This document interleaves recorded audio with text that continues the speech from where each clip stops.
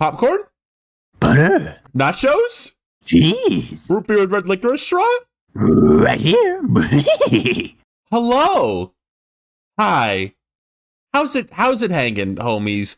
Welcome to Ready to Start the Podcast, an animation, gaming, art form, media, content podcast on youtube.com. I'm your host, Ryan Ribbity. Who else is here? In the current hellscape of the purgatory, it's me, Pilka Rosa. And I'm Seep. Does anyone know that we're even live right now? Yeah? We announced this stream was happening like 45 minutes ago. That's an hour ago. I planned ahead to make sure when I was streaming, everything would be ready for like an hour before stream, like it always is. I know. I feel like we are pretty decisive about when we do the show, but we don't tell anyone about it. So sometimes earlier today, I was doing like a drawing live stream on my Discord, and I was kind of like, I was just drawing, and it suddenly dawned on me. I was like, do any of you know that there's a Startcast happening in like 2 hours? And everyone was like, no. And they're like, I feel like, I don't know. It's usually on Saturday. It's, It's not usually. It wasn't on last Saturday. Guys, it's okay. I have a big satellite shaped like my head up in space that's beaming out brainwashing waves to the entire world as we speak to get them to come to Startcast and listen to the Angry Birds come bit. Wait! No, what are you doing? Don't leave! No, there's too many people in here! Oh no! The room is filling with characters! Oh, so many famous characters are in the room now! Like Milo Murphy! Hey guys, did I hear Angry Birds come? Yogi, you can't watch this. God, we are rusty at when was our last show? Like 2 weeks ago? Not long ago. No. Yeah, it was not that long ago. What's in the water today? Hey, it's been like a year and a half for me. I have an excuse. Yeah, wait a second. Who are you? What are you doing here? What is your name? Tell us, who are you? What are you? Never, how are you? Oh. I can ask you that later. It's okay. Hi guys. I'm Kirb. I'm my claim to infamy is that I did Yokai Watch fan subs for like a few years. And that's all I ever talk about. Because that's my gimmick, is to come out and be the level 5 big boy. Yeah, yeah. I was gonna say once a year level 5 makes the mistake of talking, and that's when we bring Kirb on. Yeah. I'd say this show is your new claim to fame, honestly. Like I will say this, I'm not going to say what it is publicly because I just don't, but I do have a cool job now. It's in a creative adjacent field. I don't talk about what it is. I have my reasons, but I promise I'm not a washout. My life did not end after Yokai Watch. So. Okay. Can you imagine? Unlike Kino. my life peaked at Yokai Watch. I guess that is the level 5 CEO, honestly. Yeah. Yeah, you're the perfect guy to be talking with us today. Exactly. Has everybody collected everything from the Angry Birds Festival and Sonic Racing Crossworlds? Well, guys. When is the deadline? I don't know. I don't even play that game. I don't own it. The thing is, Tomodachi Life came out. I almost screamed the F word really loud because I just realized that I didn't get everything from the Angry Birds Festival and Sonic Racing Crossworlds. Oh my god! Dad, you can almost say you're an angry bird now. Those are some angry bro. Ryan, what? Dad! What kind of show? we have to have on Sonic Racing Crossworld. Jimmy Jr. has all the Angry Birds decals, and when I don't have them, he's not gonna love me anymore. Ryan, what are we doing here today? Don't we usually talk about stuff? Yeah, what do we have on the docket? Well, we got some news. Well, as we mentioned earlier, Level 5 made the mistake of talking, so we get to talk about that. There's been some other gaming news that's good though. We're gonna talk a little about Tomodachi Life. I think 3 out of 4 of us have been playing it. Yeah. There was some big news in the world of indie animation recently. We're going to discuss that a little bit. And of course, thanks to CinemaCon, we got some huge updates on the Angry Birds 3 picture. I think they talked about other movies, but I don't want to talk about Woody's beer gut he has in the new movie, apparently. That's a reveal, apparently. So look forward to Toy Story 5, Woody's balding ass head, and his beer gut he has, apparently. They're doing great things. The next line is going to be that Mr. Potato Head is pregnant. Slinky Dog has cancer in his leg. That's not funny. Oh. They keep introducing like more upsetting things that's happening in the Toy Story cast. Like Jesse has 3 years to live. Yeah, it's gonna be like Cyanide and Happiness strip for Toy Story 5. Rex didn't find the tumor in time. Mrs. Potato Head is a widow now. Yeah. Are you not excited for Hex? I have nothing to say about Hex. Do you want to get started? I don't know. I guess I was gonna say something about Toy Story. Oh yeah, what do you want to say? Is it funny or relevant? Yes. Okay. They had to put Jessie in the box to keep her alive. To keep her alive? Yeah, in the box. Ryan, They have to put air holes in the box. Is this like a reference to Toy Story 2? How she gets put in the box? Don't you remember one of the Toy Story shorts? She's has a hard time being inside the box. Is this a Toy Story of Terror reference? Is that Why do you is? stop the show to talk about that? Toy Story. That's honestly, I somehow have never seen Toy Story 2, even though I've seen 1 and 3. So really, you could have convinced me that happened. Wait, Toy what Story movies 2. have you seen? Can you name every Pixar movie in order of release date? I can do that right now. Should we do that right now? Yeah, do that right now. See, Toy Story. Hold on, Toy Story, A Bug's Life. I'm not looking at any list. Okay, my eyes are closed. Toy Story, A Bug's Life, Toy Story 2, Monsters Inc. Then, Finding Nemo. Then The Incredibles. Then, oh god, then Car. That always trips me up. That Car is right after The Incredibles. Can you believe that? Yeah, it's actually a thing to talk about. Like, I think people forget that movie came out when it did, and like, why does that movie get such bad reception? I think it might have been because they like crammed like their 6 out of 10 in between like their 10 out of 10s. That might be a bit of a reason. Between the Brad Bird bangers, the big bad Brad Bird brothers, ganging up on poor cars. I don't have to continue this bit. You know I can name. I like how the question was for me, and then you ended up doing it. Oh yeah, Kirb. What is your letterbox? Wait, what do we? I don't know how to do this show anymore. I gotta be honest. I'm like sundowning right now. You might have to. I have to be honest. Don't have a heart attack. I think I only see like 2 movies a year at this point. Yeah, we're kind of used to. We have a lot of like cricket gamers. Like, don't even. You don't want to see me when like the topic is movies and I'm talking with Ty Bizabizow, because she will say some stuff that's like, are you serious right now?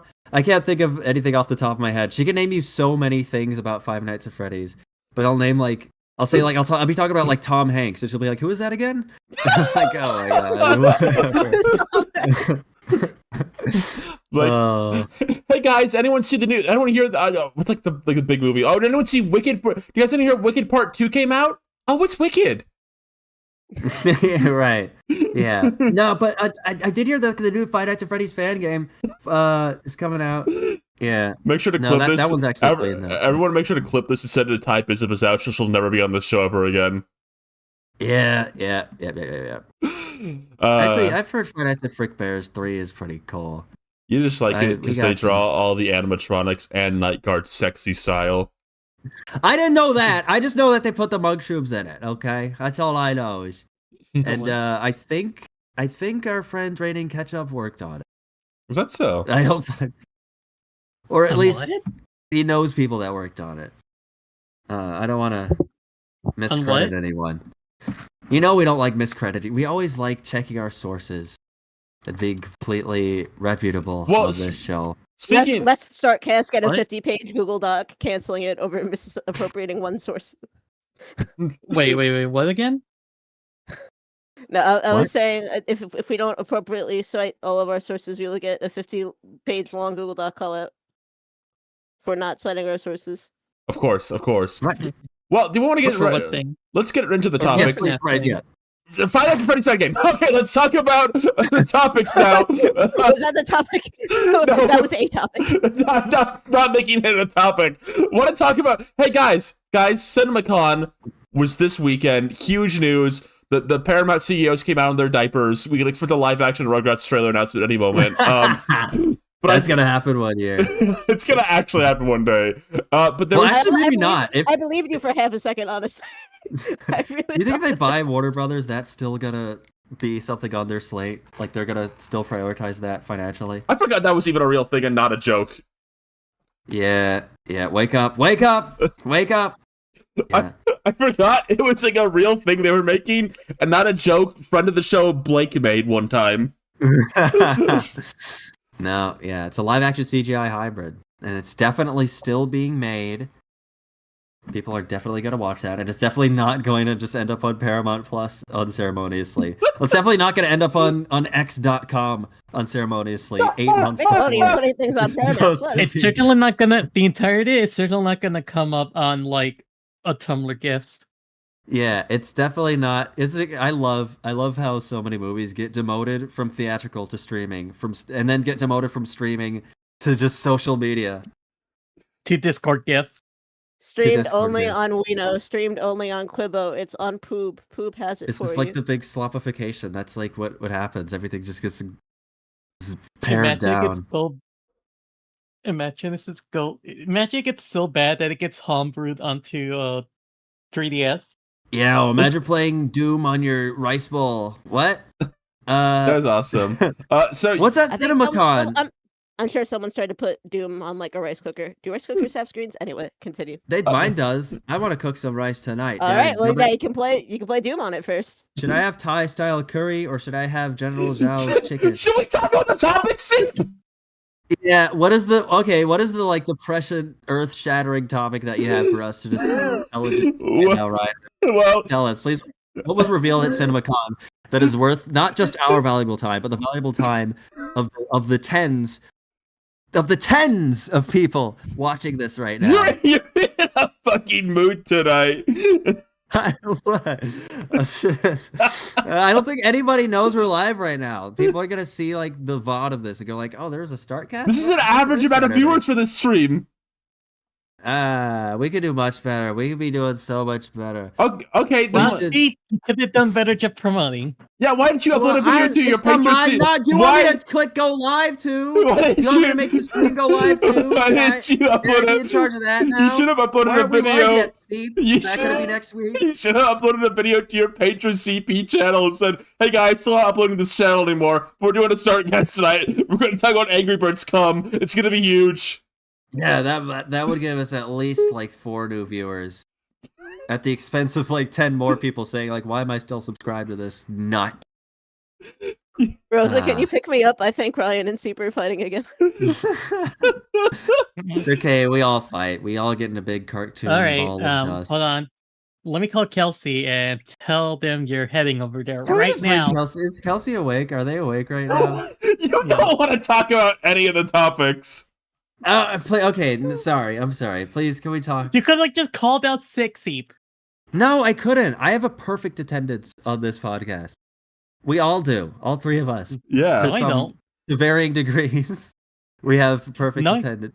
No, yes, you I don't. Rosa. Wink. Yes, no. Rosa, remember? No, Wink. I don't. There was a time where I didn't pay for my internet, so I was just not piggybacking off of someone else's. You were there then. You were I there. was there then, but then I went missing. Yeah, that's why we have it's actually forever to bring out the soundboard. Do we have any of your sound bites anymore, Rosa? Are they all gone? No. No. Discord wants to be stupid, so I can't give them any more money. Holy fuck, man. my toys are gone. Fry. It's just us and Fry now. And that bad? that bad? Were you out drinking last night or something? Me? Yeah. What the You're gonna fuck? laugh. You're gonna laugh. No, I don't know what's wrong with me right now. I have no idea what's wrong. Maybe I didn't have enough protein. We're 20 into the stream. We haven't even started talking on Angry Birds 3 yet. What do we have to talk? Did any of us go to CinemaCon? No, but we want to talk about our angry. You asked me to put this in the docket, so we talk about our cum theories. Okay. All right. I got some theories about cum. Oh, your uncle before like locking you into like a 2-hour conversation that you don't want to be a part of. I got a few theories about cum. I'm sorry you're here, Kirb. We might have to like give you like a no, it's okay. You know when like the movie, you know when you're trying to watch Aquaman at the movies and then the projector shuts down and then they give you like those IOU tickets. We might have to hand one of those to you tonight.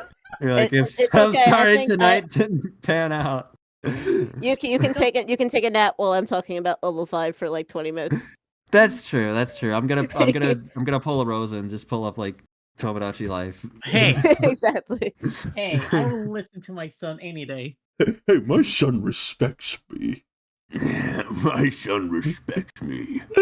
Well, speaking of sons, Red the Angry Bird has a son now. We, thanks to confirmation at CinemaCon, we now know the plot of Angry Birds 3 will include Red the Angry Bird having a child.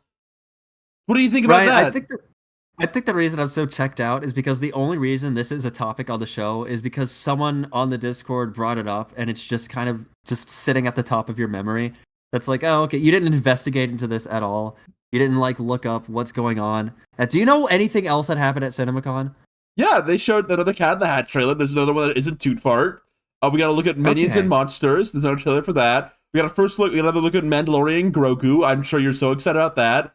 We got a first look at Hex from Disney. And you know why I didn't talk about any of those? Because we don't care. But we do care about this. Somebody posted the Angry Birds piss scene from the second movie. Great scene.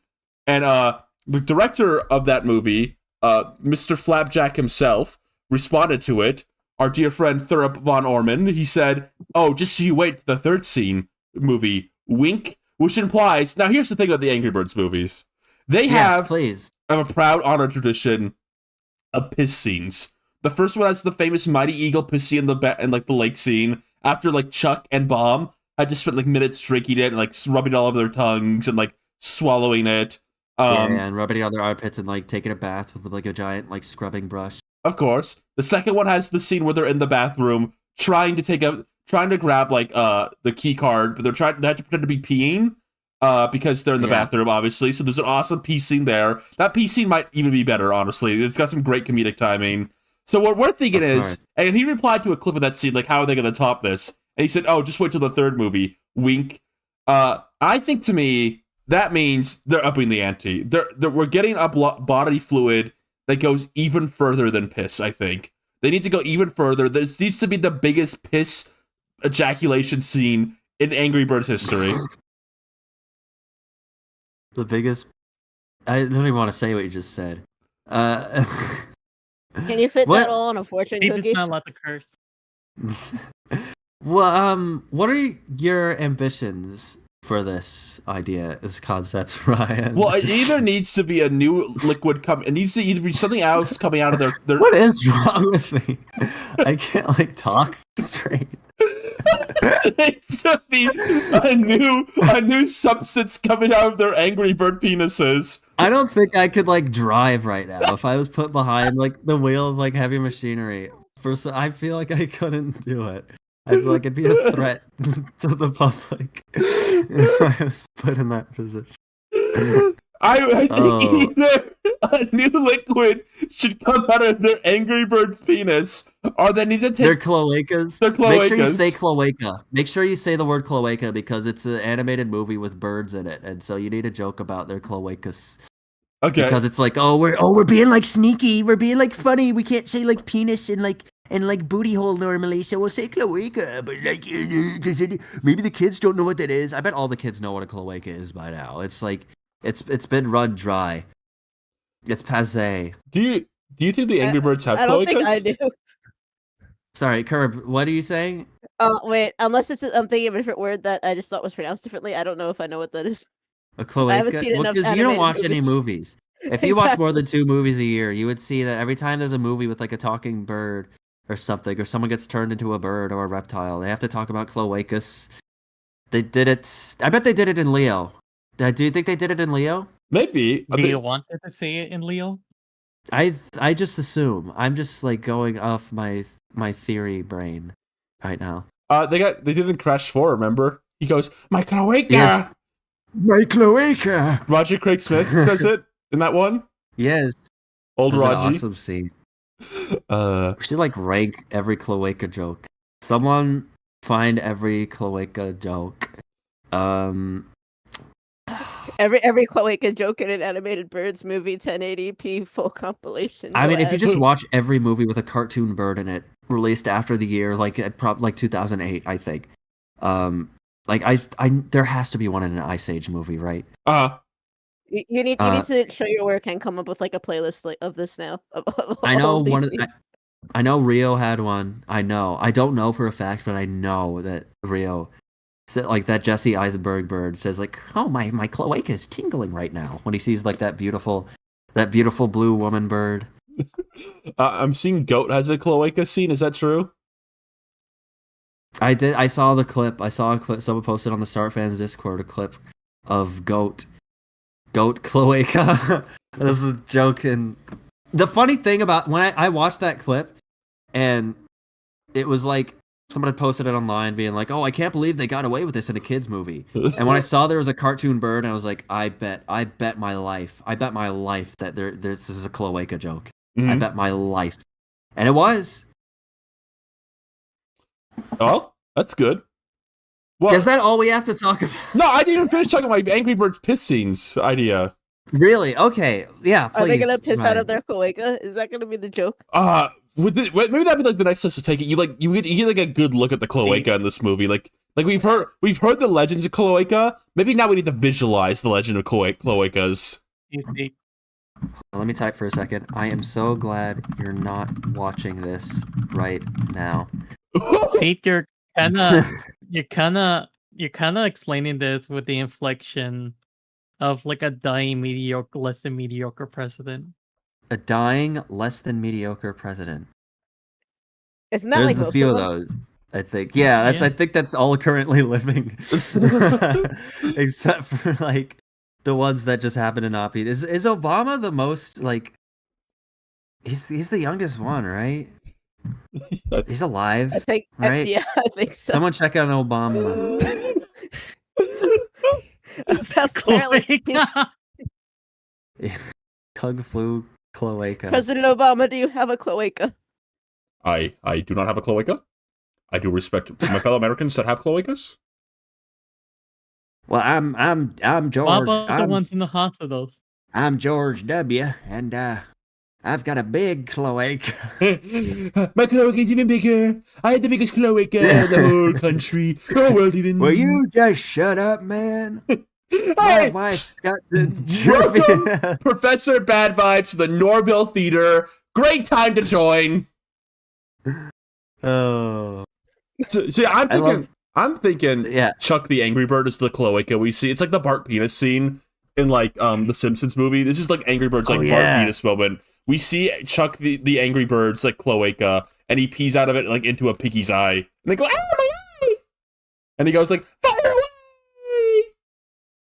Can we get like an image of an anatomical chart of like bird sexual anatomy on the screen, please? Oh yeah, totally. See, can we do an animal chart instead? Whoa! What kind of animal chart are we pulling out on this topic? What? Be careful of your words there, Rosa. You know, the usual one. Okay, yeah, the usual. Please don't. Okay. What did you say? Okay. No, that'd be pretty cool, Ryan. Whatever you said. I'm glad you're here. What happened to you? What happened? Like early? Did something happen you don't know about? I don't normally mind spending Saturday night in, but sometimes I do have to wonder if I should have dolled up and gone somewhere.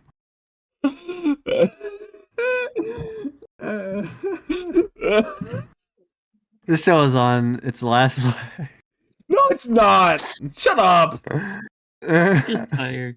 I have a prediction about this Angry Birds thing that Oh, is kind of please, only Kirb, I please. I think they might actually do this. They're gonna have like some Angry Bird character go something that sounds vaguely like Hawktua, and then everybody who was alive in the year 2024 in the audience is gonna stand up and clap and jump around. There's a non-zero chance of that. Alive. Hold on, there's a non-zero chance of that because the last movie No, had, I'm serious. That might happen. they had a baby shark joke in the previous movie. There was a baby shark scene, a dedicated baby shark scene. Hawk Tua is Yeah. not under these movies. Right. I think they're gonna like grow up with their audience a little bit. They'll be like, They're gonna progress. they'll be see like when they're do like a roll call of like all the people on the island. And they're like, oh look, there's a hawk too. Where? They Everyone should have clap. like Ninja in the movie to say that. What's They should wait. They could get Haley Welch as a bird, as an angry bird. Oh my god. Because they have Smosh still. Smosh are like they're like Angry Bird vets. Yeah. They're gonna have to credit her as Haley Welch paragraph Hawk to a girl because nobody stayed around for what Haley Welch did after the Hawk video. She had like a crypto coin or something, I think. She came back. She posted a video where like she was like, "I'm back, y'all," and I think that was the last that she ever did. I don't know what happened after that, but she did have a video where she's like, "I'm back, y'all." And that's it. And then I'm she back, never came y'all. back. Yeah. Wait, so Red the Angry Bird has a son? Is that true? Yeah, you sound like you care a lot Do you about have it. any pictures? No. care. No, not a lot of I- pictures, but we do have confirmation of a scene. They're apparently Bomb and Chuck are going to be taking care of this child at some point, and they're trying to make sure he doesn't drink any soda so he won't get too crazy. So you know hijinks no. will. You know there'll be jokes. You know there'll be jokes. Oh my god! What if the baby like drinks a giant like 2-liter jug of soda, and then his pupils dilate, and then like time slows down around him, and he starts running around so fast that even Chuck can't catch up. No, with wait, him. that's a great chasing concept. The only Chuck can keep up with him now. Like Bob is like, "No," and then Chuck knows what he has to do. And there's like an awesome like chasing where everyone else is frozen around them. They like have to they move frozen like objects that are like floating in midair around them as they chase each other. Yes. Oh my god! It should be filmed like an actual like action scene, Mm-hmm. and it goes on for like 5 minutes and like destroy the entire city, like trying to chase the soda kid.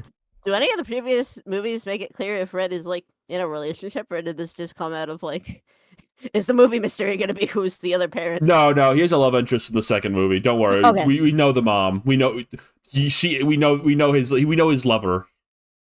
Because I was wondering if they were gonna do a joke, a joke where they're like, "Where do babies come from?" And it shows like some kind of like cutaway gag of like a stork being shot from the slingshot with like a baby bird egg or something like that. Oh, maybe. And they'll wink at the parents in the audience. Maybe there'll be like scenes of him like trying to like the opening set piece of the movie, like where they like play the credits with all the actors and like people working in the movie. Be like a montage of like Red like trying to take care of the egg and like crazy things are constantly happening around him, like a storm. There's like a big wave and like a big evil like piggy with like a leather jacket and like a thong tries to beat him up. What the hell? Ryan, you crazy, Ryan. You crazy. I don't know where this is coming from, Ryan. You crazy. Yeah, but I think I speak for everyone in this call when I say we're all looking forward to Angry Birds 3. You should speak I for guess all so. of us. I think your views represent us as a collective. I I agree. think. Well, speaking of movies, Yes. there might be another animated movie. Might be. There could be. Maybe. We don't know. We don't know. That's what I hear. There might be another animated movie. That's what people are saying. I don't know if that's true, but they're saying this. The Amazing Digital Circus is coming to theaters for a now, I think, Many theaters. many theaters. I think for now a 5-night event now. I think it's about 5 or 6 nights across most theaters. Usually one showing per day of the last episode. This will include the last episode. The previous episode will be playing before it, and there'll be like kind of a recap in the middle of them, done by a character, apparently. We don't know which character will be doing the recap. You know, we can only hope it's our good dear friend Kinger. Yes. Oh no, it should be Disappearing Guy. They have like a 5-minute recap, and then he starts talking, and then he disappears, and then it's just silence with just like images on the screen. Yeah, That's yeah. what they should do. That'd be good. Yeah. So, Glitch Productions is taking a huge swing here. They are really trying. They're really gunning for this to be for the last act of the Digital Circus to be a global release. So right now it's in the United States, Japan. I think it was some places. I think it was Latin Latin America. America. Yeah, it's gotten to, I think, at least the UK now. I don't remember if it's gotten anywhere else in Europe. And I think they announced it was also going to Mexico. Australia. Yeah, yeah, that's right, because they're Australian. Yeah. A friend of mine who lives in Ireland is going to see it, so it's there too. Wow. Okay. Yeah. So when this was first announced, there was a bit of backlash because it was kind of like, I guess, a confusing thing, just because it's so unusual. Right. The show is normally it actually leaked like a few hours before they officially said it, right? It was a few days. Like some people have seen yeah, buzzing about it on different websites. But normally the show is like released first and foremost on YouTube for free. Mm-hmm. But for this screening, because of like, politics going on with like distributors, basically, a lot of they had to kind of like haggle with the theaters to get the theatrical release as close to the YouTube release as possible. Yeah. And they're able to narrow it down to a 2-week window, just because I guess a lot of theaters want that exclusivity window to draw in, more people to actually go see it. Yeah. I think they said something along the lines like theaters wanted like a full month ahead of time or something, and they really haggled them down to like 2 weeks. People have gotten their case about this. I was never really that mad. There's a lot of discourse the first day, like if almost like before, hardly they could barely even say anything before people just got like really up in arms about it. Yeah, I feel unfortunate for them that it got leaked ahead of time and they were the ones who got to like announce this. Because I think caused some backlash pretty fast. I was never really that mad about it. Like it was kind of like okay, that's a little weird, but whatever. I'm sure my immediate thought when I saw it was like 2 weeks ahead of time, I was like, okay, theaters probably wouldn't let them do like a day ahead. Like they probably, I immediately clocked like, there's no way they probably would have been allowed to like do like an event a day before it went on YouTube or something. And it was confirmed pretty much instantly when they got to speak. And I think when they speaked, what they said was perfectly reasonable, perfectly fair. They said they wanted to see like a big kind of important event in like kind of indie animation and like what they kind of built up. And they explained it very well. There's still some people mad about them, but I mean, at this point, they're doing such a good job, like distributing it and making sure it's like available. I feel like this is not even a point of like debate or discussion if you're an adult with a job. I think it's worth mentioning some surrounding context. Is that unfortunately I look at Twitter way too much still, and there was a whole discourse like the week before in a similar manner about people being really upset that Undertale is not localized in more than 2 languages. So this is coming off the back of that discourse and everyone thinking, oh, Toby Fox doesn't like these places or these people or blah blah blah. And I think like this movie thing with Digital Circus happening like a week after that, people were kind of still in that kind of mode about like feeling left out. And I totally understand like people were worried about not being able to have the same experience as everybody else, and it sucks to a degree, but it definitely was never fair to blame the studio. I think people just kind of don't understand logistics, which is like very fair. Because A, a lot of people are kids, and like B, if you're not inside these industries or talk to people who are inside these industries, it's kind of a black box of that stuff like that. So, but yeah, it was too much. It's like not easier than anything, and then it's something. It's kind of like it's like they kind of forget the fact that like how long it took for like chapter 3 and 4 to like come out, and how with Deltarune, there's no way they'd be able to get the chapters yeah. out at the same speed if they were doing too many languages. Right. I'm seeing in chat. Because, like, go on. have to like work closely with like translation. Like he knows, like the reason why there's like a Japanese translation as like specific as it is and meticulous as it is because Toby works closely with it.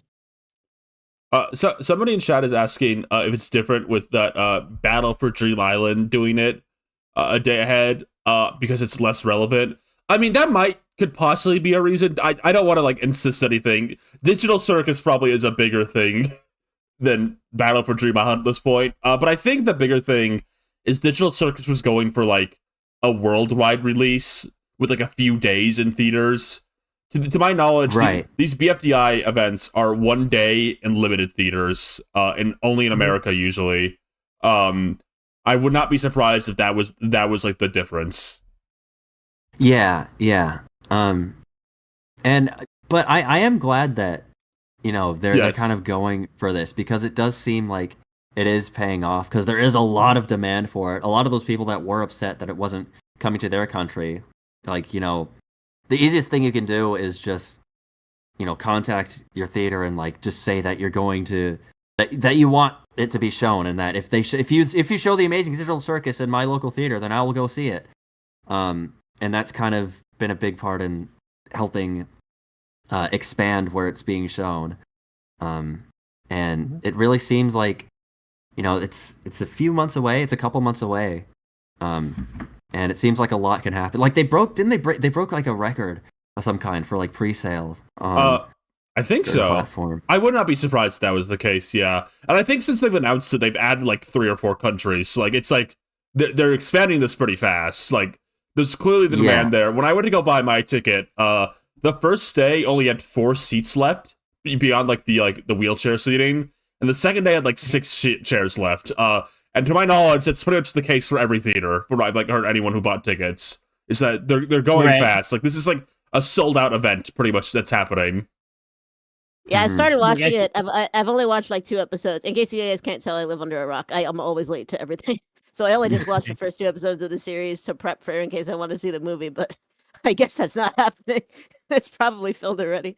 Spending like a week in theaters near you. Yeah, they added a lot more days. Like originally it was like that's true. I think it was only 3 days originally, at least in my area, and then they added more as the demand got higher. So now it's about a week. It's about a week worth of like screenings. It's usually only 1 a day, it seems like, in most places, but it is about a week full of screenings.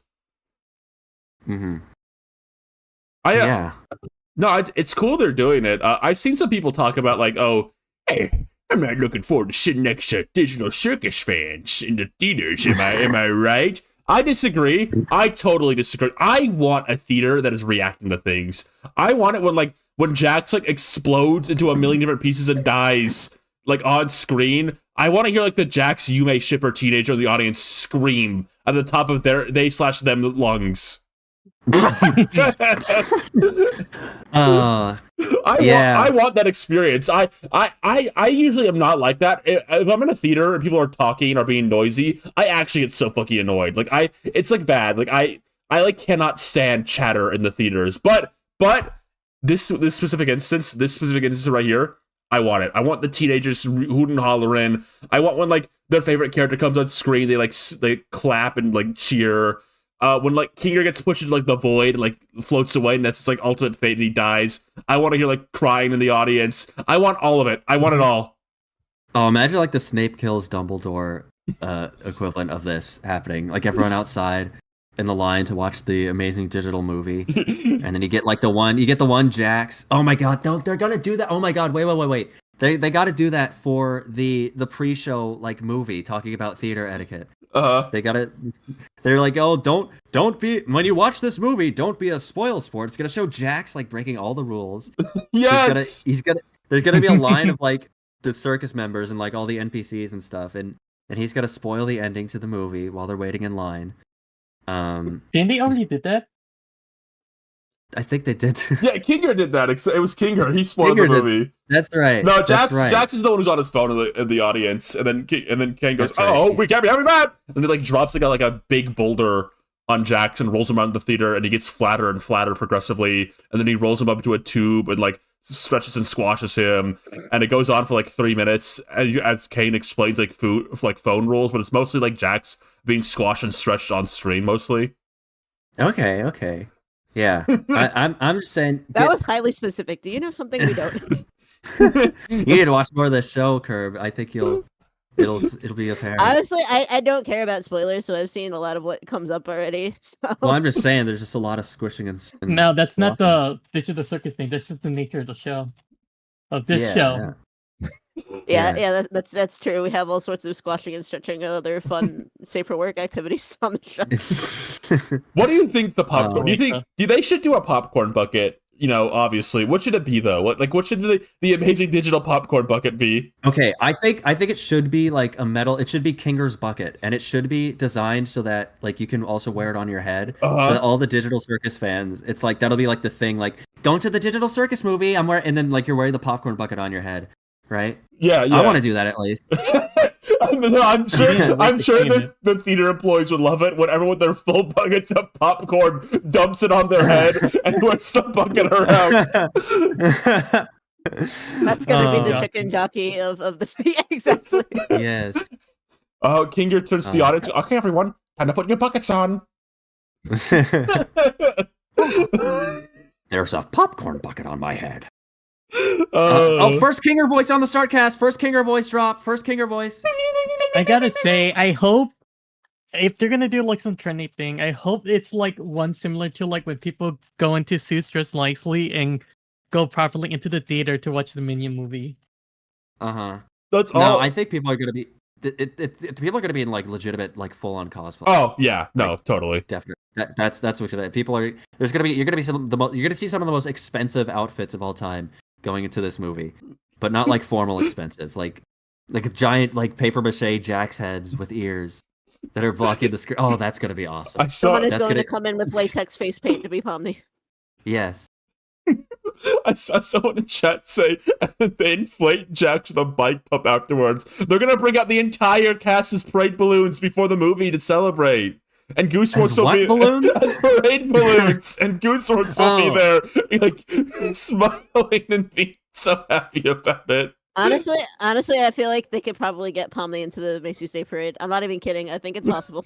Oh, imagine Al Roker talking about Pomni, and there goes Pomni going down the street from the amazing Digital Circus. Oh, but don't let your children watch it. They need to do some kind of like. We're joking about it, but they need to do some kind of like pre-show animation. Yes, definitely. Because Glitch loves doing their like supplementary shorts content.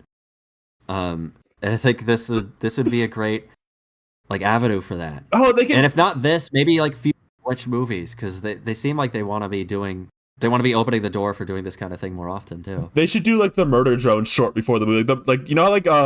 You know how they used to do like there was like the Dexter's Lab short in front of the Powerpuff Girls movie that like beautiful theatrical animation, or like the Cat Dog short before like I think the Rugrats movie that is like beautiful theatrical animation. They need the murder drone short before the movie with beautiful theatrical animations, and they need to do murder drone specifically so the parents of the audience will be even more confused, because that's the most like Roblox like TV like that's like the most Roblox kid show they have, and I think the parents will be like, what's going on?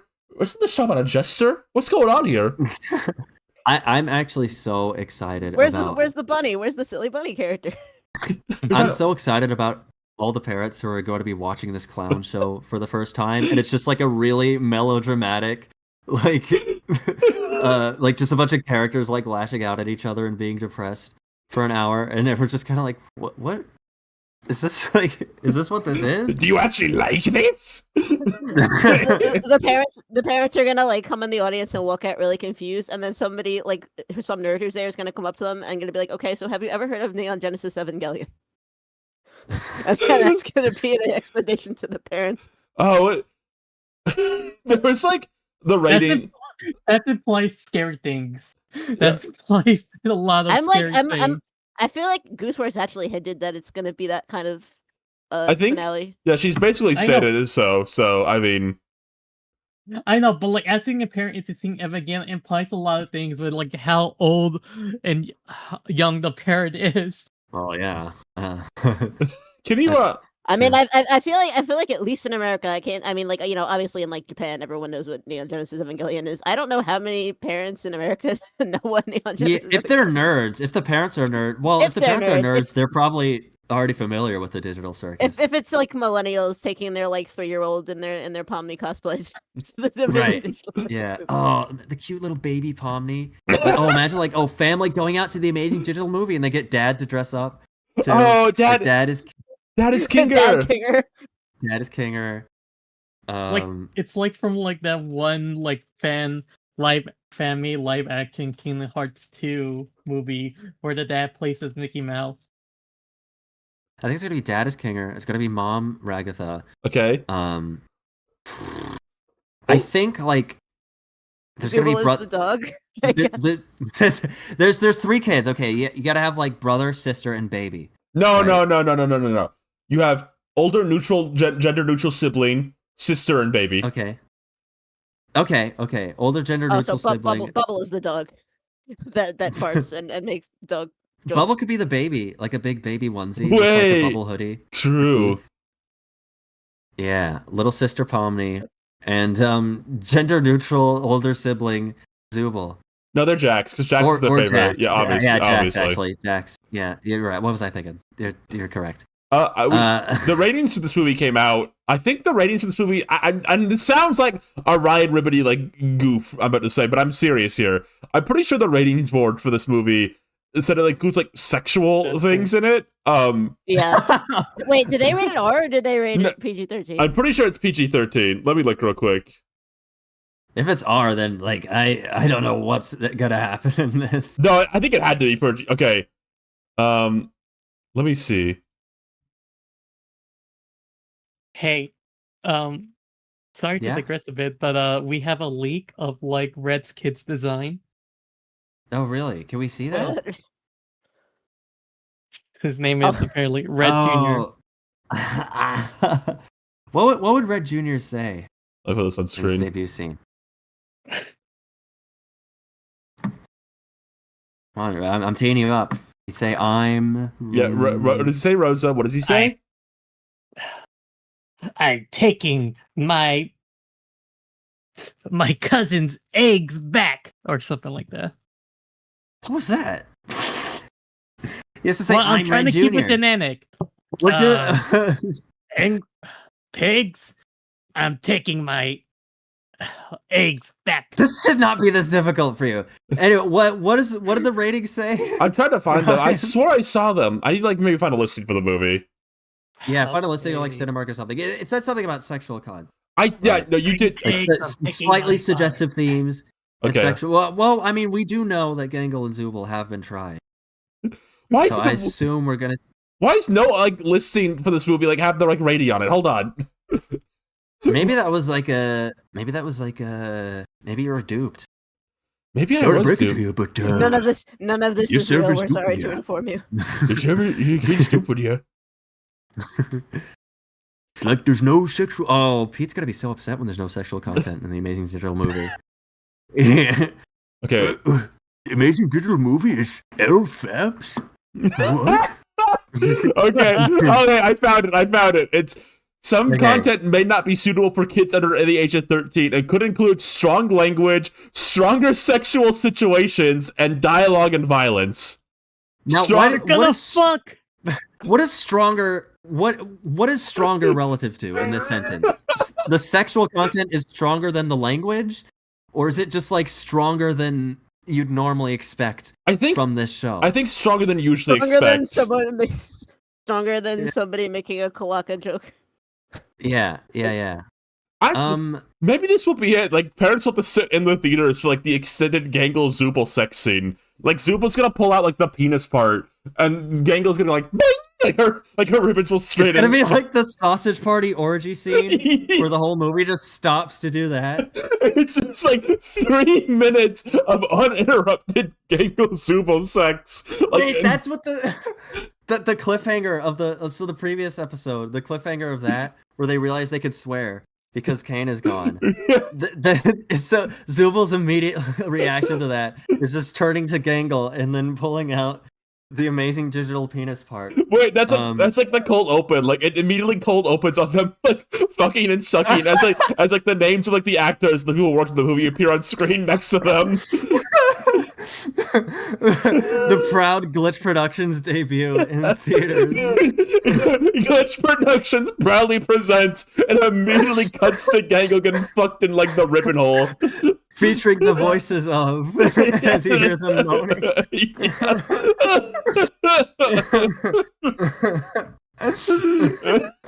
I warned anybody who I linked this podcast to that there might be dirty jokes.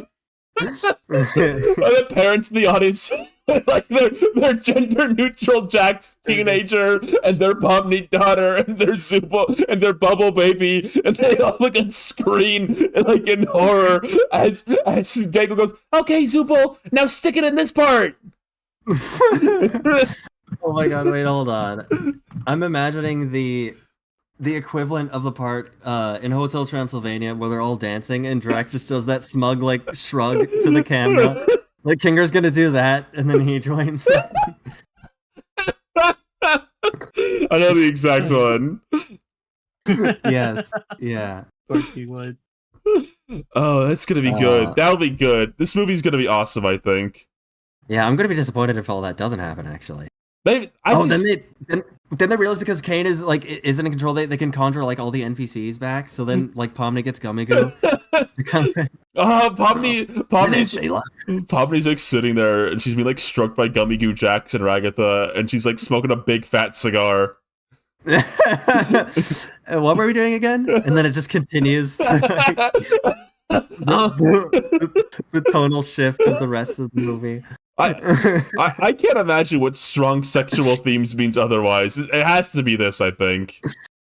It has to be that. Yeah. Well, Jordan from Play Nintendo is gonna be there in the Kane cosplay, but the Kane top hat is replaced with Cappy eyes so that they could advertise the Nintendo Switch family. Oh, that's what the buckets are for. You pull the bucket down on your kid's head when that scene is on. When the butterflies fly on screen, that means it's time to put the bucket over the kid's head. Oh, when the Zubul colored butterflies fly on screen, you know they're about to fuck. I do like the description of Jordan from Play Nintendo. Wow, I'm not sure if I should be seeing this. And it continues anyway. I'm glad we're talking about our predictions for what is going to happen in this finale. Yeah, I I've only seen 2 episodes. I don't know. I think it'd be really funny if Jax ends up as like a trans girl, but like a 4chan trans girl. I mean, well, yeah, he's in the 4chan phase right now. Yeah. Which is really funny. I remember seeing fan art there. I was like, wow, that's awesome. Oh, what are the strong sexual like tension in this movie is like we see like animated like bottom surgery from Kinger on Jax. That's gotta be in the We Could Be Heroes montage at the end. That's not sexual. That's the miracle of life. I could be king. And you. Oh, then it cuts to Zubul and Gangle's marriage, and then Pomni is like the CEO of the digital circus now, and Kinger's like a teacher at a college, and Ragatha apologizing to her mother. And High Five Ghost is a DJ with his girlfriend now.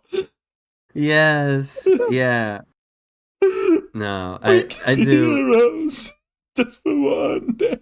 I'm still sticking to my prediction of the amazing digital baby reveal at the end of this movie. I'm gonna be saying this every time this topic comes up from now on. Gangle and Zubul in the hospital bed, holding a baby swaddled in a blanket, and then all the other circus members come into the room. Oh, how is the little guy doing? Oh.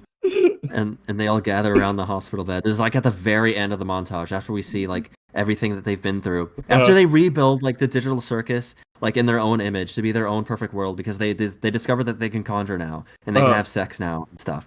So the baby in the blanket, like they kind of turn to reveal it, so you can like see the little guy's face for the first time, and it's a baby Kane sucking on his thumb, and he pulls his thumb out and he says like, maybe he says like sequel, or he says like he says something, and then everyone's like, here we go again, and then an iris is out. Oh wait, as he says sequel, like a new circus member joins, and they go, welcome to the amazing digital circus. Wait, now they're like, if the circus is gonna stick around, we gotta make it a happy place. They like rebuild it, and so now every time a human soul gets trapped forever in the digital circus, they're like happy about it. Yeah, like, it's they like make it a nice, welcoming place. There's like a pool with a slide, and there's like a spa, like really nice. And then it's like filled. There's like 100 players in the game now. Oh, it's like one of those like internet optimism movie thing, like Ralph Breaks the Internet. Yes. Where there's like, oh, here's all the people in this this utopia of the internet. Yeah. Yeah. I like the idea we just pitched that the Amazing Digital Circus, like, last act will have no character death, everything will be okay, and then, like, they'll be like, we could be hero secrets to the end, and they give birth to a baby and everyone's happy. Yeah, and then Let's get this baby show on the road. Shinzo Abe, you're right. No, You're right, Shinzo Abe. Sorry for ever doubting you. That's the Japanese cut. Gangle says that in the Japanese cut. Well, I don't know. Maybe they're not allowed to. They don't have swear words in Japanese, really. So I've heard that the Japanese dub doesn't really do anything with the censors. So in place of the swear words, the Tubu thing is going to be Shinzo Abe coming on the screen, going to have sex. They don't do anything with the censors. Is it just confusing? I think so. I think it's supposed to be just. I forgot exactly because I haven't actually watched it, even though it's probably would be easy for me to. But I've heard that like they kind of couldn't think of a substitute for it, so they don't really do anything particularly interesting with it. Okay.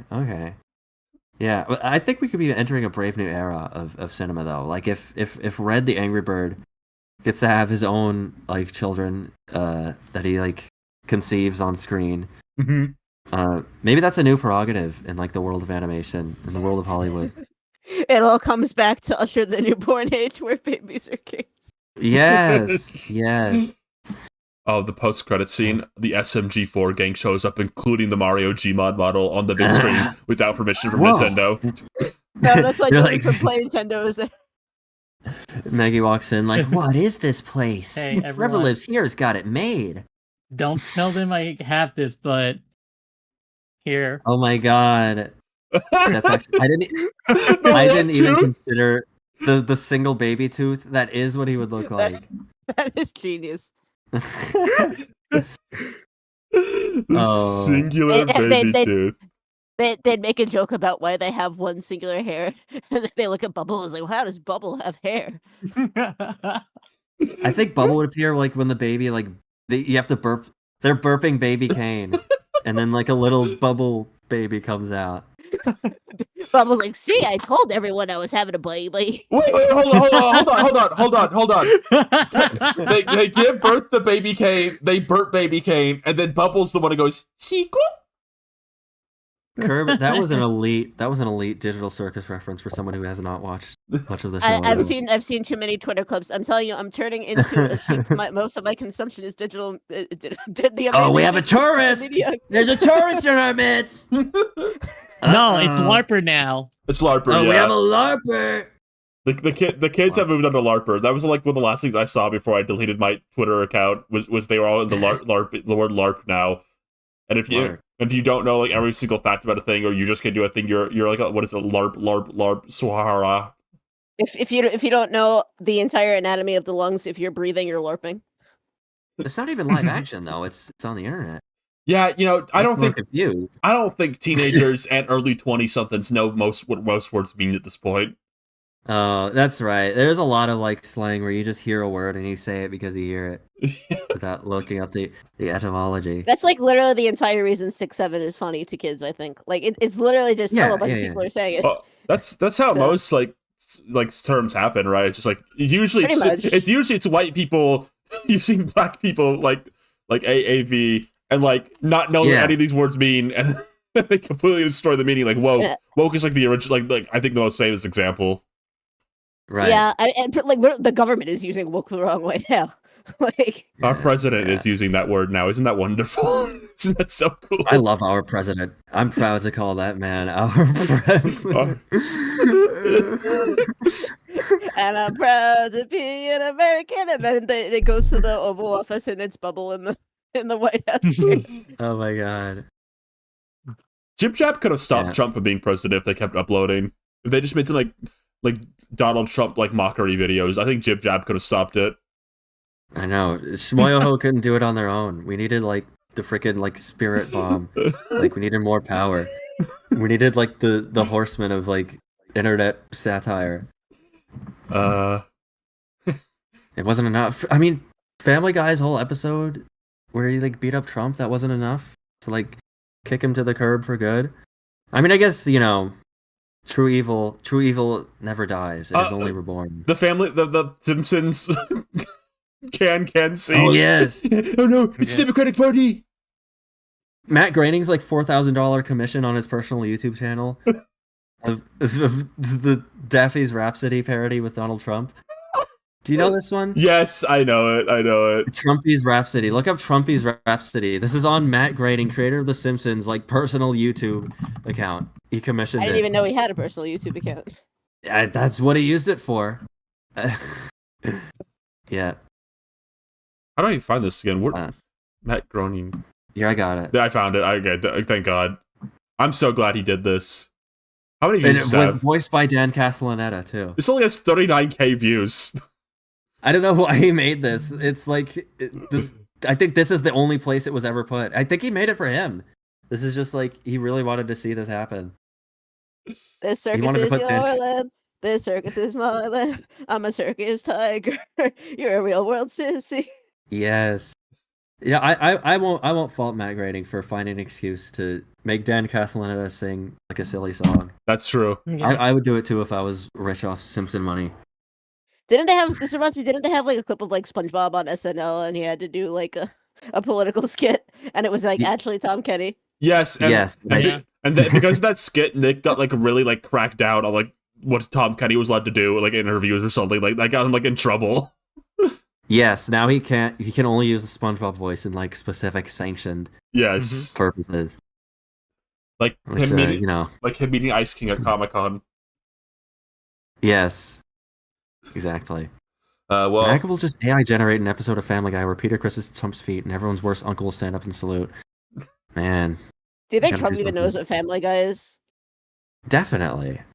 maybe it broke He's his heart. a real like he's a real sit on the couch and drink Diet Coke man. When he watches Fox News, does he stay for the Fox cartoon? I don't know. He probably turned it off because it's woke garbage because they don't like it. I mean, he was That's aware true. that like South Park exists. He did have to respond to South Park that one time.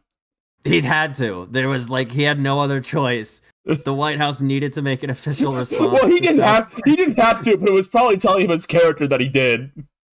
Yeah, exactly. It is really like weird to see Family Guy like making fun of Trump so much these days because I mean I'm glad Seth MacFarlane has matured seemingly, but like thinking about like how goddamn racist that show was back in the day. Yeah, but he's like woke racist. He's like racist. Like he's not racist, but he can. Then again, it's like He's blue sky liberal. Yeah, not for the racist. most part, there's also the fact that like he's not that involved in the show. Only just like says a line reading from what I understand. Yeah, you know what? That kind of checks out. You know, I don't think he's pro Trump though. I think he's No, he's not.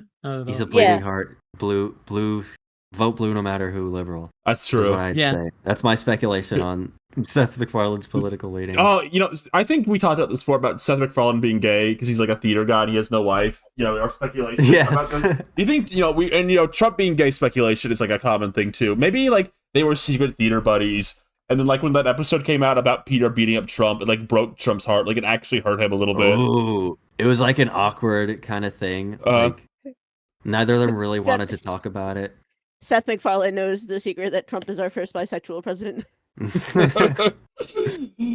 He could expose it at any moment. Well, no. Well, there was that episode where Peter and Lois had sex with Bill Clinton. They do a lot on that show. How many shows has Bill Clinton been on, like cartoons? Because he's a funny guy. He was on The Simpsons, right? Like there was the Simpsons episode. A lot, yes.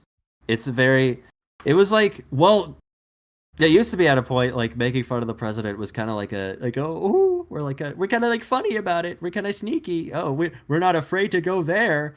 But now it's like it's almost like it's passe to do presidential satire now. Right. It's like, oh, another one of these. Just because I mean, like not to be too real, but it feels like all the real headlines are satire. So yeah, hard. I mean that's kind of the problem. It's kind of hard to make fun of the administration. Do you think Trump ruined that? Like, I feel like after Trump, like everyone stopped. I think he did. Yes, because like legitimately, because like there was a whole thing. Like, you didn't see any Joe Biden parodies. Like, so I don't think it's just like Trump specifically. I just think the concept of him destroyed it.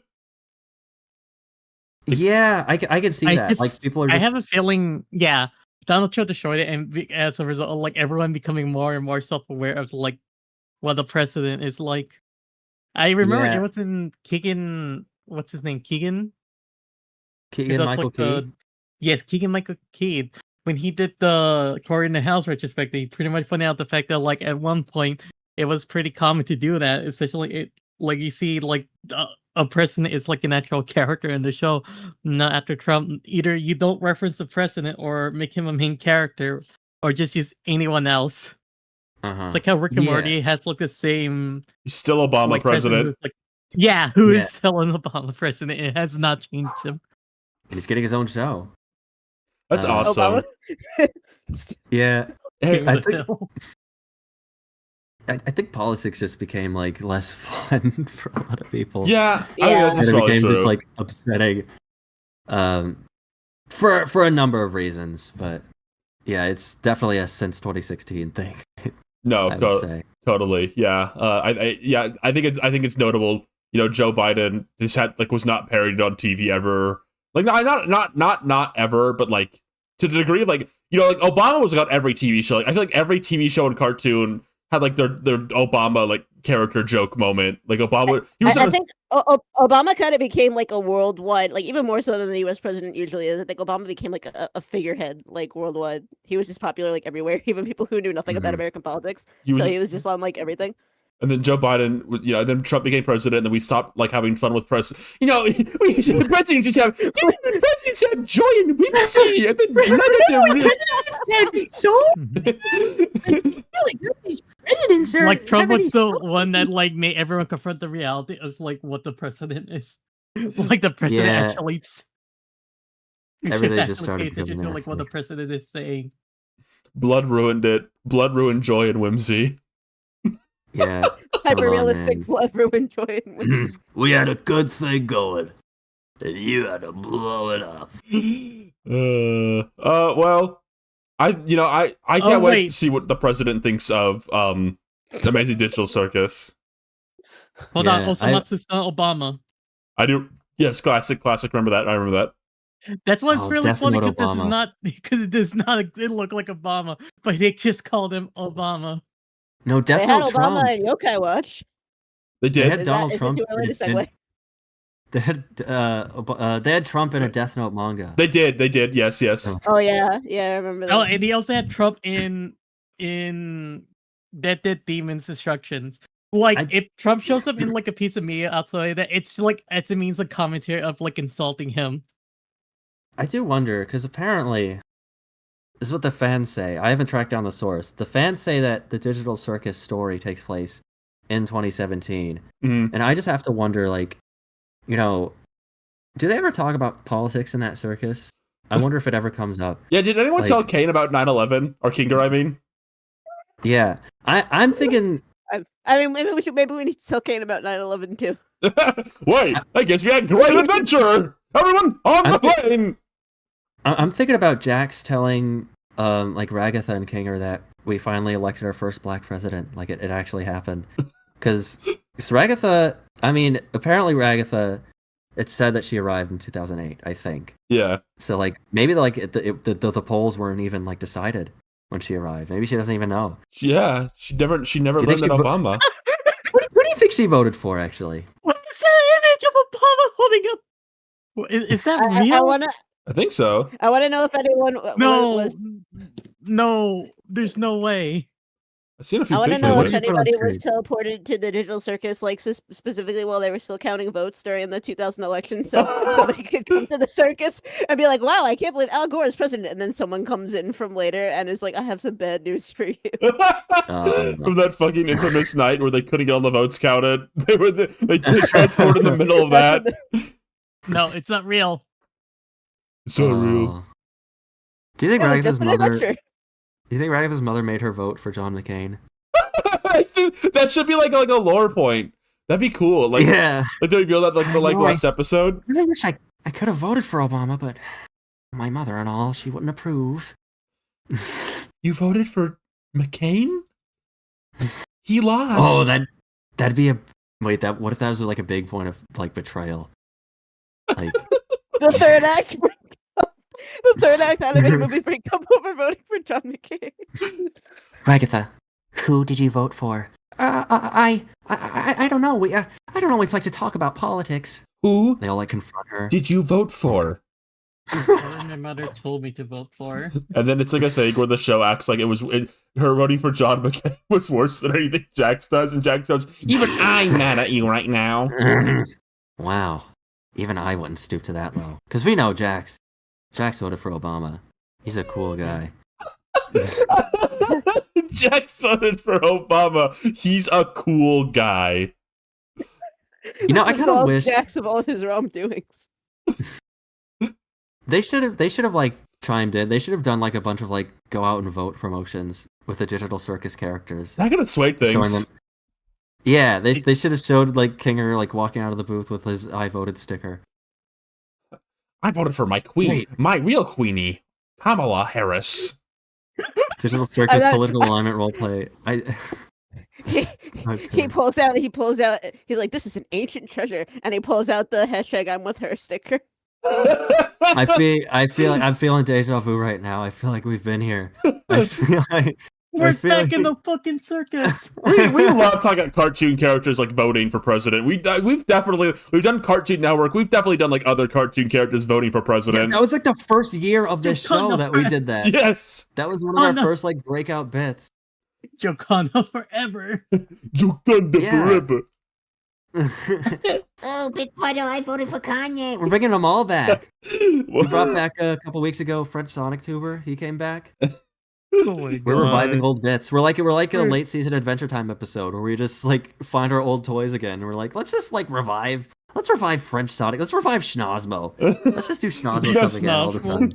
We're freaking like new Bob. We're like a new Bob episode. We're gonna go like to like yes.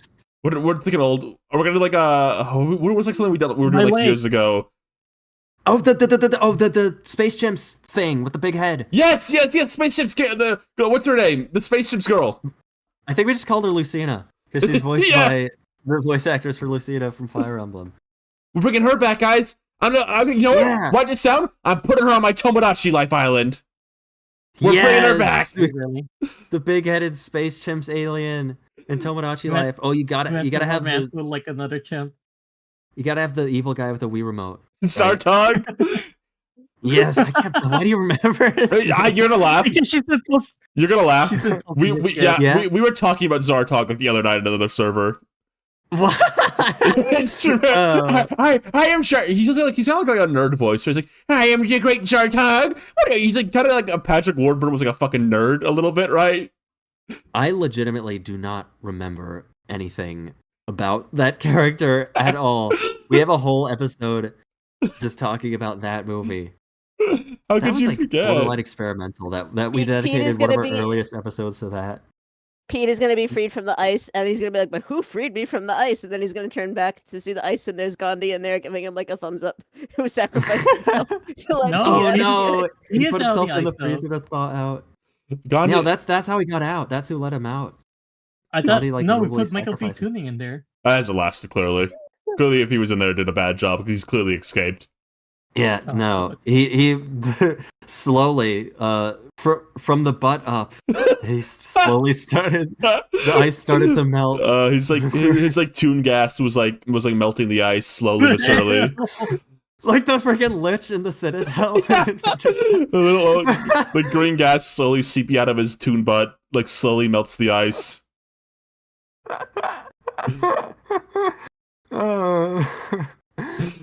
Well, I'm still looking forward to Gangle and Zubal's sex scene in the movie theater. I don't know about you guys. I am too.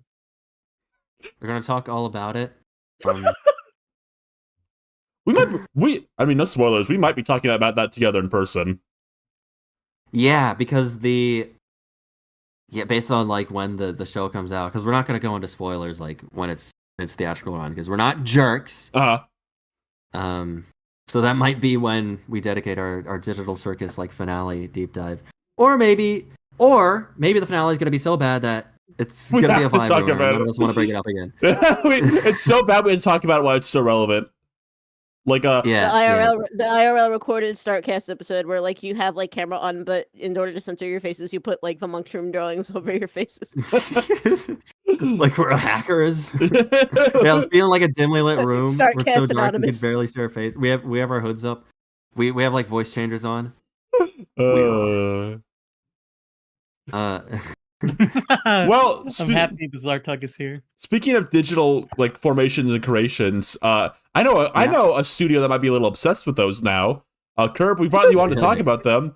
Kirb, do you want to talk about the Level-5? What is it? Direct they did recently? It was like a direct kind of thing. They call it Level-5 Vision because they have to be like really fancy and avant-garde, or at least they think they are. Of course. I love like all the names you'll think of like they're not Nintendo Directs because everyone does them now. So it's like State of Play, Xbox Showcase, Level-5 Vision. Everyone's got to think of something that isn't Direct, even though everyone just calls them Direct. Like I have friends who just call it like a PlayStation Direct. So like they can't recoin a term pretty much. Like the term is already synonymous basically. Don't some people use the term direct anyway? What is the Glitch Productions? What do they use? Because they did did they just call it a direct? I don't remember. Maybe. I feel like they did. Yeah, we just call it direct. You won't get in trouble. You won't get sued. But yes, Level-5. Tell us what is Level-5? Please recount for anyone who's not familiar. Give us the rundown, Kirb, because you've got quite a history about them. Yeah, I do. As long-time Starcast viewers know, like literally every time I'm on the show, it's to talk about Level-5. That's my gimmick. I'm the gimmick character. Yes. So, that's the game development studio that was most famous initially for Professor Layton and Inazuma 11. And later during the 2010s, they became Yokai Watch, which is the series I personally have history with. They sound like a very reputable and like respectable company. Please tell me more. so Ryan and I both like to say this because we both have soft spots for Yokai Watch, but that series getting as big as it did, it was like overtaking Pokemon in Japan for a couple of years. That pretty much ruined like Akihiro Hino, the CEO's entire brain. Like, yes, he has literally been trying to chase that lightning in a bottle high for the last like 10 years, basically. I can only describe it as like, imagine if Pokemon came out and then like after Pokemon came out, they like they like released them like too fast. Like they were releasing Pokemon games way too fast, so people stopped buying them. But like Pokemon had to reach it like insane success, but they kept like they got desperate and kept doing things to kind of recreate that success, and they never could. Yeah. That's basically what happened to Level-5. They had basically imagine if Pokemon released Gens 1 through 4 during Pokemania, and then they came back 2 years later with like Pokemon XD rated mature, and then they went back to Pokemon Red and Blue on the Game Boy because nobody liked that. Yes. And then they came back and they did that show version of that manga where the Pokemon were turning into humans for a bit, or not Mystery Dungeon. It was the other one. It was like there was a manga where like people were turning into Pokemon hybrids or something like that. Mm-hmm. That's the OK Watch. That's the whole history of it. That's the OK Watch. Yeah. So all of those things happening in succession. Level-5. All of that in one. Is a studio I would say at some point was like near universally beloved at a certain point. Like everything they made was like considered like really wonderful and like special. They did Layton, they did Ni no Kuni with like Studio Ghibli. They had Studio Ghibli on their team at some point. That's right. He did that. And then I would say like the cracks started to show even around Yokai Watch. I think they really wanted that recreation of like, how do I word this? I think they, and around the time Yokai Watch started is when they kind of started wanting a brand that big. I've talked to friends who like Layton. Apparently, late stage Layton is apparently a bit off the shits and like, what are you guys even doing? I know that happened with Inazuma 11. I think the big breaking point though for them was Yokai Watch. I think like we said, it was huge. It was outselling the Pokemon game at the time. Which was Alpha Ruby and Mega Sapphire, I think was like the equivalent at that point. It was outperforming that one in Japan. Then it outgrossed the first of the Star Wars sequels in Japan with its movie at the time. Like it was absolutely historically massive. Oh, the grift YouTuber content must have been legendary during that period. Pokemon in shambles. Thumbnail of Pikachu with a single teardrop. No, but that's literally how I learned about what Yokai Watch was, because on Kotaku they were writing articles like that. Yokai Watch came out like in its peak. Kotaku changed the directory of my life. So yeah, Yokai Watch came out a few years before I think that became like a big thing. Pokemon was still like in its like universally untouchably loved phase in like America. Like that was around the time of Pokemon Go and stuff. It was actually right before Pokemon Go, which I think is relevant because Pokemon coming back in a big way with Pokemon Go is around the same time where Yokai Watch kind of started falling off. Yes. So- If Yokai Watch came out like in its peak a few years later, like when Sword and Shield was coming out or whatever, or Scarlet and Violet, it would definitely would have been the focus of that. And they kind of tried to. I think a lot of GriftTubers were doing that. The problem is they did it with the 4th game, and Yokai Watch 4 is infamously like not amazing. It like runs really bad on Switch. They cut down from like 700 yokai to like 99. It's very blatantly unfinished. Yeah, people were complaining about Dexit. Right? Yes, at the time, people were complaining about Dexit and using Yokai Watch 4 as like a comparison point. They had removed like even more yokai than Pokemon removed Pokemon, so it was a little funny. But like the 5 around level 5 these recent years has been like, I would say, misery. They had a success recently with Fantasy Life. I think people generally like that new one. And they also managed to get the new Inazuma 11 out finally after like literally that game was in development for like a decade. Yeah, I would say though, despite that, I think public opinion on level 5 has just gotten worse and worse every year. And I want to say sometime around last year is when I think the big notable new phase of their life they're entering started. There are these documents they posted about their use of AI, and they posted like some tests like with Kita, the main character of Yokai Watch, like rendered in different AI styles and a few other things. They talked about their interest in AI. And at the time, I was kind of like when every studio was kind of doing that. So it was like, of course, Level 5 was doing that. Like, of course, Level 5, all companies was doing that. But like, it wasn't that unusual at the time. Like, that was the thing everyone was trying to push. The problem is, I think after a point where like it kind of became like they kind of was realized like the average person thinks is like obnoxious, like AI is lame. Level 5 kept it up. They kept doing it. They kept doing it, and now they are obsessed with it. They did an April Fool's joke in April this month, where they did like a fake Level 5 theme park land, and it was rendered completely in AI. They did a completely AI rendering. When Holy Horror Mansion, the Yokai Watch successor, we'll talk about it later. Its trailer dropped last year. Almost the entire trailer, like its background elements and stuff, were all AI. And then recently, they did a like Nintendo Direct presentation thing that had a ton of AI in it. There was Holy Horror Mansion had more AI. There was I think the set he was in, I think I've seen speculation was partially AI generated. And then they dropped... I'm not sure if that was like a regular green screen or if he like actually something weird was going on. And then they announced they had canceled internally a Yokai Watch game they were working on because they couldn't figure it out. So they're making it a mobile game. They're making an update for the mobile game instead, and they showed a trailer for it that was completely AI generated. Can we get a screenshot of like the train? And the melting trees. Yes, look at that on screen now. So, while we're getting that on screen, so this is, I think, there is a little bit of misunderstanding around the amount of AI that they're using. I think people are kind of getting the misconception that like the entire games are being generated with AI, and I don't think that's what's happening. Hino's sort of philosophy, and he says this like at the beginning of the direct. It's the direct. I'm even calling it the direct.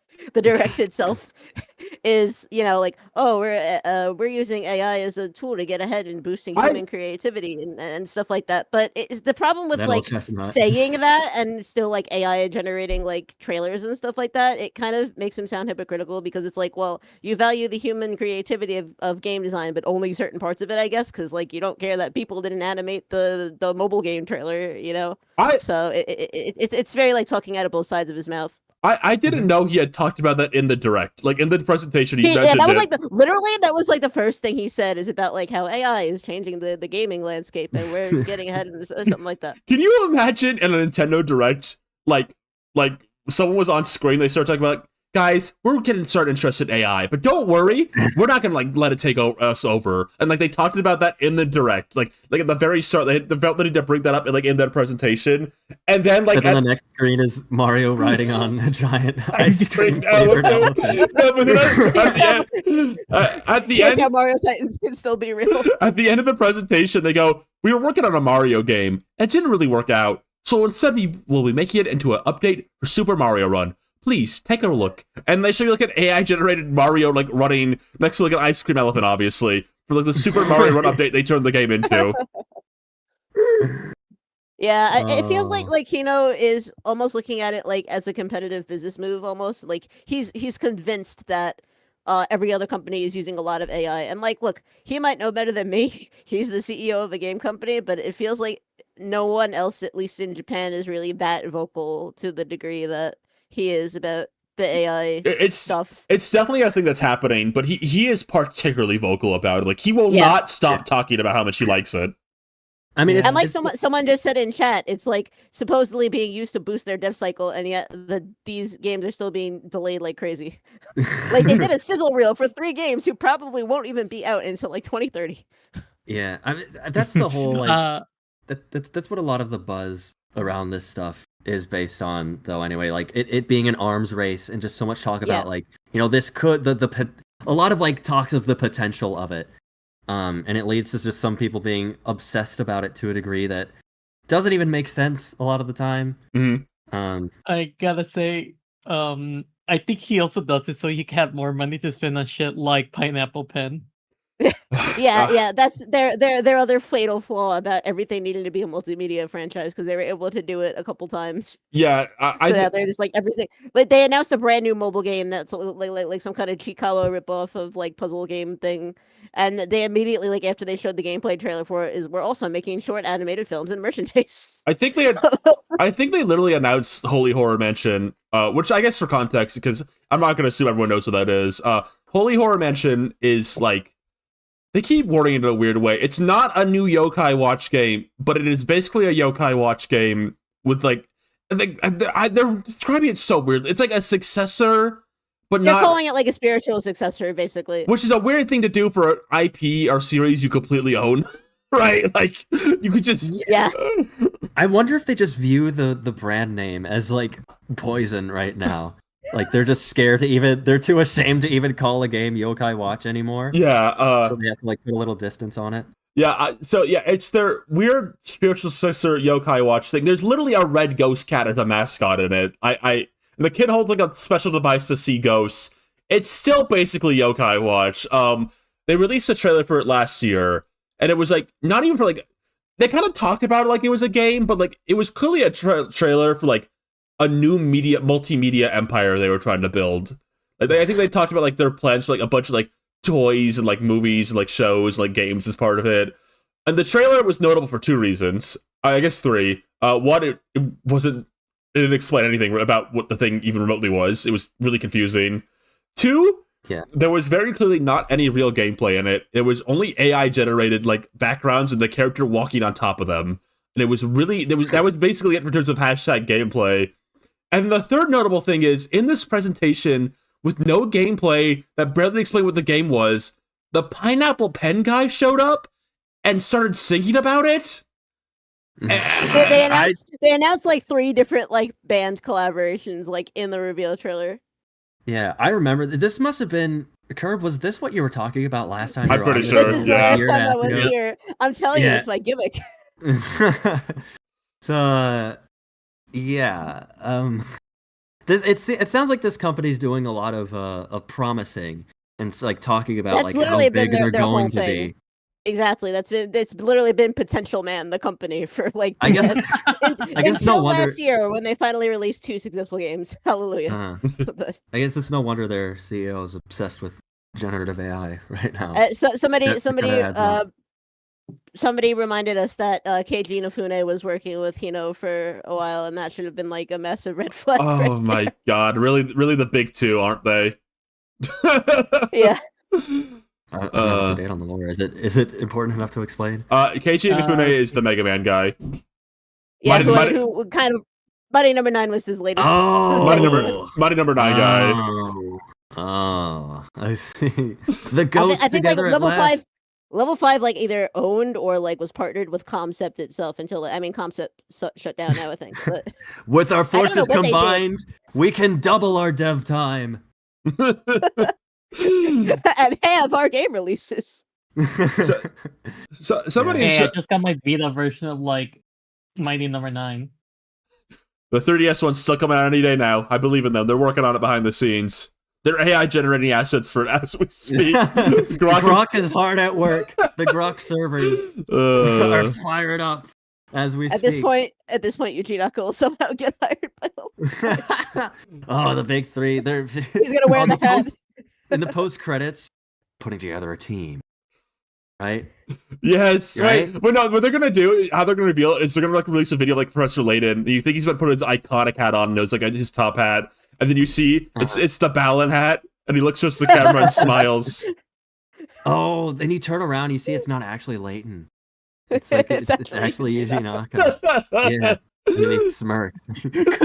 because what Pino heard of this podcast talk about his damn hat. What? He like somehow come across his podcast, heard about his hat, is like, hey, do you like the hat? Like he's fucking Robbie from Girl Boy. There's like the equivalent of stepping on a single butterfly. He thinks what people like about Yuji Naka is his hat. Yeah. like the one episode of Square Boy. The episode of Squirrel Boy, famous. Yeah, you can't be dropping Squirrel Boy references on us. Yeah, you know that this is not a safe space for that. No, too bad. So, like, no, in the episode, they started a sandwich stand, and people love the sandwiches because of the secret sauce. But they get to the argument because Rodney said, "Well, it's my hat that's everyone likes." It's like, fuck you. And you're watching Squirrel Boy? Crunch. I was gonna say I thought we hated Squirrel Boy or something. Yeah, I do. I remember like, seeing that episode when I was a kid. You remember Squirrel Boy? What are you saying right now? You're breaking my heart right now, Rosa. The squirrel keeps me alive, but it's making me crazy. Please tell me you're joking, bro. That is an episode. I remember that episode. No, that squirrel was also stuck in the wall.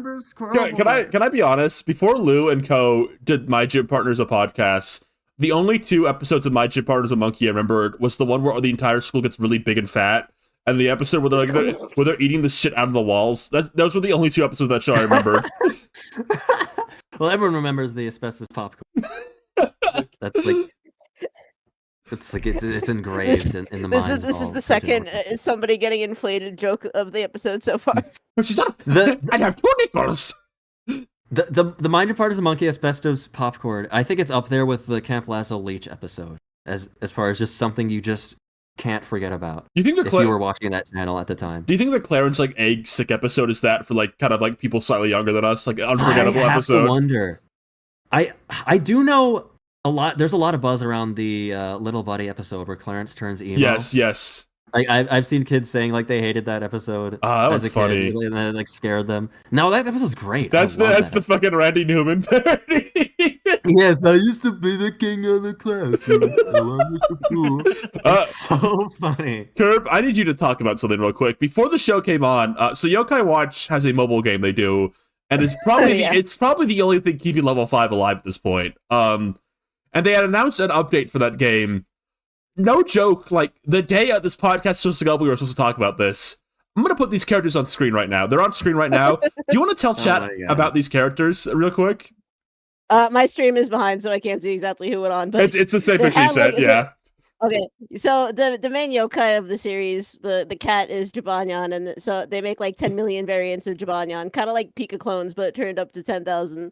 And so this Jibanyan variant is called Nyat JPT. like Nya and Chat GPT. Yeah, well, and then they have Koma-san and Komajiro. Those are the 2 of the front variants, and one is like Co-Pilot-san or something, or Coma Pilot, and the other one is based on Gemini, and it's like Jiro Gem or something. It's absurd how much they're obsessed with it. This is why it's hard to take. This is why it's hard to take Hino's like declaration that he's going to treat the game development human craft part as important seriously, because like he turns around. I know Hino was not like the sole person responsible for decisions about the mobile game, but it just feels like it kind of adds to the hypocrisy, because it's kind of like a joke. It's such a weird, funny thing to like. They're not like partnered with any of these tech companies or anything, are they? Like they just did that for fun? We don't even know what tools they're using exactly. I don't think. It's just so funny to like have this like themed event in your mobile game that's like based on like apps. Yeah. Like imagine it's just a really weird vibe. I guess like it speaks to like an obsession. I don't know. It's That's the thing, right? It'd be like one thing if they were just doing it. I think this broke my brain a little bit. Finding out they were so obsessed with the shit, they were making like themed chat GPT Jabanyans for their mobile game. I don't know if these designs were AI generated, so like don't go around spreading that. They're just named I don't after think it. that's yeah. Yeah, but it's just not, I don't think they're. It's just the fact you would theme them after that. Like this is like a. Right, it's like I love these apps so much that I'm gonna like name these. I'm gonna have an event in this game themed after them. This is like a. Imagine Pokemon Go had a Pikachu with a grok hat. Yeah, it's like weird. It's weird vibes. It's almost like it almost has the vibe of Elon Musk showing up in the new norm. Yeah. Thank you, B, in the chat. That's the exact vibe of it, where it feels like they're trying to like kiss up and like signal how like on board they are with it, but they're not actually officially affiliated with any of the companies in any fashion. So sometimes I see stuff like this, and like every once in a while we'll kind of grumble and mumble about like Nintendo or Pokemon like kind of being in their own world, their own bubble, like not really doing what everyone else is doing. Sometimes I'll see stuff like Jabanyan GPT, the chat GPT themed Jabanyan. I'll be like, you know what? I think I'm okay that Nintendo won't put like Samus in Fortnite. Yeah, I will say one bit of context surrounding the AI stuff is I don't think that AI hate has really hit the gamers in Japan as much yet, like compared to here. I did notice that, yeah. I think it's hit other circles. Like I know a lot of voice actors are against generative AI and like having their voices used without permission, and a lot of independent artists in Japan are like thhave that no AI yes, thing on their profiles, very common with Japanese artists on social media. But as far as the gamers go, I think because Japanese labor laws kind of prevent like these big dramatic layoffs from happening in the same way that a lot of Western companies are doing layoffs because of like AI replacement and stuff. That can't really happen in Japan. So I don't know if there's been a big sweeping movement pointing towards how generative AI hurts the game industry just yet in Japan. So I feel like that might be part of why international fans are like ratioing Level 5 on Twitter about like say the April Fool's thing, and then Japanese fans are kind of just like, oh cool, anyway, when's the game coming out? So I think like we just haven't really hit that like nexus point yet where people like turn en masse against it in like gaming circles. So I guess until there's a major public backlash, I guess this is just going to keep happening, and even if there is a public backlash, I don't know if they'll care. They've been doing their thing for such a long time. His brain will be literally cooked. His brain will become AI. Yeah, guys, he should. I'm installing grok into my brain to make I can make even more yokai creatures for the game. Yeah, he's gonna come with like 3 new IPs from grok. He's gonna get the X chip in his head. It's like hire pineapple guy, pineapple pen. Mm-hmm. By the time that game comes out, I don't even think kids will know what pineapple pen is anymore. Because like I think that video is like a decade old almost. Yes, yes. When I saw that, it's like the last time I saw this, I was flirting with someone. I was flirting with someone. It was the before times. I remember that was in the Emoji Movie, and it felt kind of old then. And that movie is like 9 years ago now. So, yeah. I'd hate to be like one of those people who like puts like Studio Ghibli on a massive, huge pedestal, like they're above everyone else. But it is insane. The studio is doing like collabs with like that studio, like the best of the best, like the most respected animation company in the entire world. Yeah, they're making Japanyan GPT. Yeah. I mean, Level 5 is not a nobody. Level 5 is a really big name in Japan. Like, I mean, they've had before all of this stuff went downhill. They've had like several.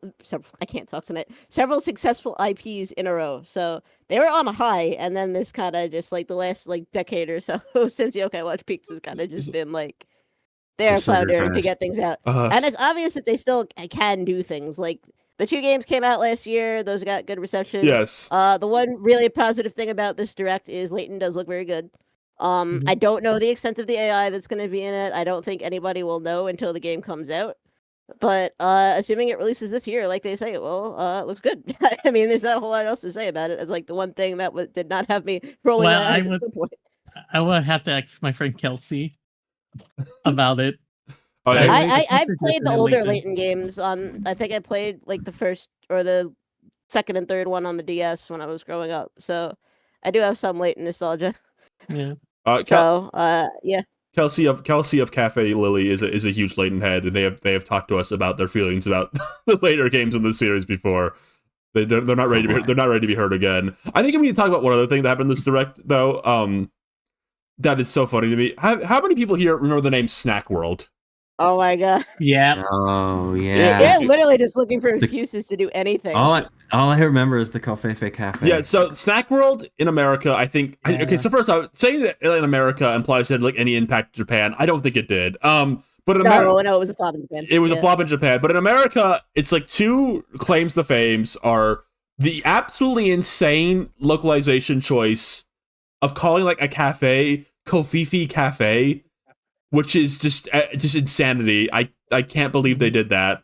And the other thing is, I think the biggest press this game got in the West is Vinny of Vinesauce streamed the game, and he hated it. Like he was shit talking the game the entire time. Like it became like a whole thing, like how much he hated the game. Like he was like talking about like how much he wasn't enjoying it, even though he was streaming it. It was like bad. Like that was the only press this game got on release was like a pretty popular streamer talking about how much he hated it. Anyway, now it's getting a remake. Yes. Even though it's on the same platforms that it's getting a remake for, because it was already a Switch game. Let's go. Let's try it again. I don't know why they're doing this. Like nobody wanted this game originally. Has something changed? Like in the air? Did Grok tell them to do this? Honestly, maybe. Kino wakes up and he consults the big Elon Musk holographic face that's in his mirror in the morning. And he goes, mirror on the wall. What is the newest IP of all? And then he gets shown the Snack World remake. This is I just can't fathom like why they would do this. Like nobody liked this game on launch. Like it didn't like it. This isn't even like a us dirty evil Americans didn't like it, but they loved it in Japan kind of situation. They didn't even like it over there. I don't know why they're doing this. Well, I could tell you why. Why? We have confirmation of a new member joining the Level-5 team. Oh, is it our phone on screen right now? Yes. A new character? What's his name? Yeah. What's his name, you think? Blue Naka of the Level-5. Blue Naka. Of Level-5. Look at his hat. You gotta like this hat. I'm personally suspicious of the holographic Elon Musk head inside his mirror. I can't believe that. Mirror, mirror on the wall. Who's the best CEO of them all? and then Elon Musk goes, it's me. Next question. Yeah, next try. It's me. Oh, next to me, of course. Oh, and he's got a little personality on him. Yeah. Okay. Well, I look forward to Snack World re-nibbled. Re-nibbled. Snack World re-nibbled.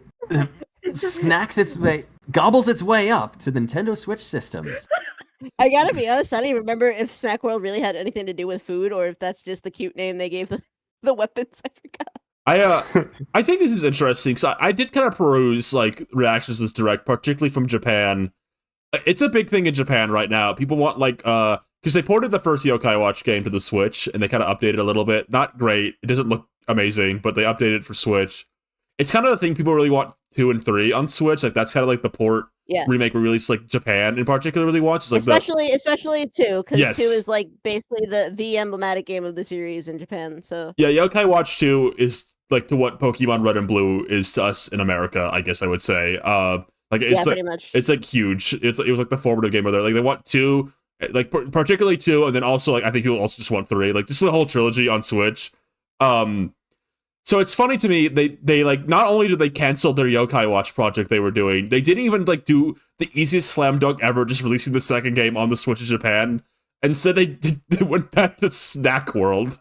I had to imagine the only thing I can literally think of is since they have like a bunch of assets made and it's on the same console already, it just was like mega cheapo to make. That's all I can think of.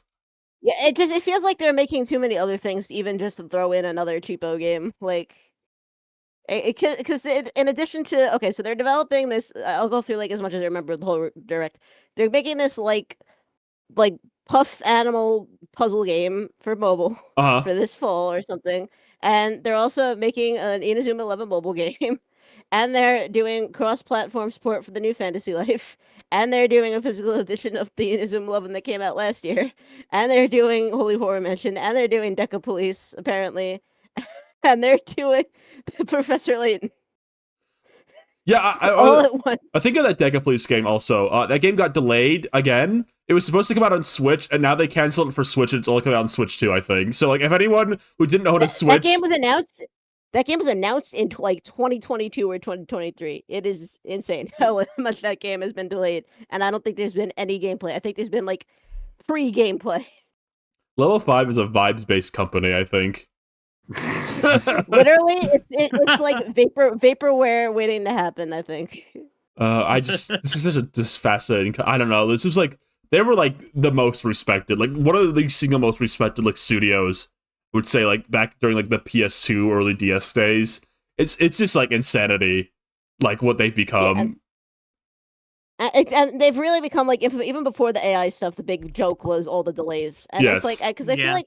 I think the introduction of the AI is kind of remedying the wrong problem because I don't think they were having technical problems. Maybe they were, but it feels like all of the delays have been mostly management problems more so than technical problems. So, I mean, management has led Yokai Watch to its downfall like 8 separate times now. I think they get the sense like nobody knows how to like just focus at that studio. Like they were doing Yokai Watch and they had like 3 successful games, and the third one sold like 1 million less copies than the previous one, but it still sold like 3 million copies in Japan alone, which is like super good or something. And they freaked out and they pivoted to making like a treasure hunting series for like a year, and that didn't do good. So they freaked out and rebooted the whole series to like a dark series for like a year, and that didn't work out. So they freaked out and rebooted the series back to normal for like a few months, and then they freaked out again. They rebooted to like a human kid series for like a year, and that didn't work out. So they rebooted back to normal for like a year, and now it's just gone. They're like nobody just knows. They're like, guys, just focus for like a minute. Just like take a break and then focus for like a minute. They just like panic and like go to the next thing immediately without thinking. Yokai Watch is kind of at a point now I've noticed in Japanese discussions where people associate it more as an anime than as a game franchise. That makes sense. Because the anime lasted for so much longer than the games, and it's become like people who grew up with the first Yokai Watch anime are kind of old enough to be talking about nostalgia now. So it's been like it's turning into the new like premium Bandai and nothing else brand right now. It's kind of like how Sonic is here, I would say. Like I think I think there's a point to be made. There's probably more people at a certain point. I think there's gonna be more people nostalgic for like the Sonic movies, like the Sonic games. I wouldn't be surprised. Yeah, considering like there's definitely a few year period where the movies were kind of coming out more than mainline games. Oh, or almost equal to, maybe. It depends on like if you count like I don't know, like does the new Sonic Racing count as like a mainline because they're marketing it so much. No, it's definitely like a case where the movies did like launch Sonic to its current success. Yeah. What are you laughing at? Look what B forwarded. Where? Oh, I know that's on screen. Yeah, that's on screen. There's one thing I wanted to say. Ryan, you said this a lot about like current Yokai Watch designs, but a lot of it's like sexy monsters and all that. Now I can't say there's a right way of like trying to have sexy animated boys or guys and women into the thing, but I know in Pokemon they balance it by like letting the creatures be creatures and then having a lot of sexy human characters. Well, hold on. They do make a lot of sexy Pokemon creatures too. I mean, have you seen? That's true. Have you seen? Like flipping through my notes, like a funny one. Have you seen Magneton? That's pretty funny, Ryan. I bet they come a ton. Come a ton. Come on, that's disgusting. You could do some creative things with magneton-shaped objects if you'd really like to. The way I described you know that the way I was gonna say. Sorry, I was gonna mention the. Have you seen the official art of like Jasmine from Johto of Gen 2 sitting on the Magnum height? I think so. It sounds familiar. Yeah, that sounds similar too. I'll find it in the meantime. I was gonna say the way I usually describe modern yokai watch is like I don't like talking about this because like it makes you like some of those guys like they ruined my perfect Scrimblow Blimblow series with animes, and like I'm not like that now. I'm like I hope if you follow me on social media you would realize this. But like I think there's a thing to be said like the tone of something you create and like how like sometimes it just doesn't need to be something it isn't. I describe current yokai watch like if they made a new Earthbound game and like there's like garbage monsters are like hippies and so like everyone was like a 6 foot sexy like light skinned like beauty instead. It's like a light skinned baddie with a BBL. Yeah, it's like I guess you can do that, but like it's weird you're doing this like Earthbound. I don't know. Like no, like I can do what you want, I guess. But, like I get it. Yeah, there was 100% like an identity crisis phase like as soon as Redline started going down, pretty much. I think I guess one more level 5 related thing to talk about as we kind of wrap it up here on level 5. I wanted to say, yeah, there's not much more. Yeah, there was kind of this infamous thing that had happened a while back. I guess like semi-infamous. Someone had gotten an interview with a ex level 5 employee who worked at like level 5 localization team, and they like revealed a lot about that studio. Yeah. Like the manager was terrible. Like it just was not run well at all. It did not. Yeah, I remember that. I don't know if the video is still up, but like yes, I was about to say. There was several records about it.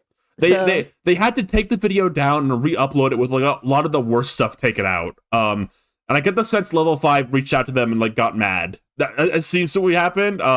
It seems like level 5 has some like ghouls in their closet, I would say, and I don't want to accuse them of anything. And it's wild because the department that he was from doesn't even exist anymore. They like shuttered the level 5 Abbey like years ago. I think they are doing worldwide localization for everything now, but I think they just have something going on in house. If there's anything that is AI assisted right now, the translation is definitely a prime suspect for that because yes, a lot of companies see that as the quote unquote easiest thing to automate. Of course, it's not that simple, but AI is gonna. I wouldn't be surprised. AI is gonna like read the Kofifi Cafe thing, and then actually start naming all the cafes after like Trump quotes. Yeah. Wow. Yeah, and it's like I know I always come here. It's fun to kind of rag on what's going on, but I do want to make it clear that like I was not born to be a level 5 hater. I mean, Yokai Watch is like a really huge part of my life. That's not your fault. They make it so easy. Exactly. It would be great if they weren't like this, but this is what they're like currently. So yeah, you just gotta shrug like Drac and start doing the Macarena. with yeah, that's what everybody does with neon GTP. Yeah, exactly. What would our AI theme names be? You want to ask that right now? Can someone ask Grok? Don't ask Grok that. Don't rob me of this perfect bit that we're about to workshop right now. Skin of seat character AI.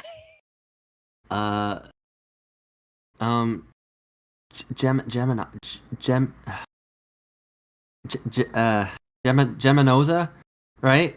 Geminosa. Geminosa. You think that's good, Rosa? You like that? No.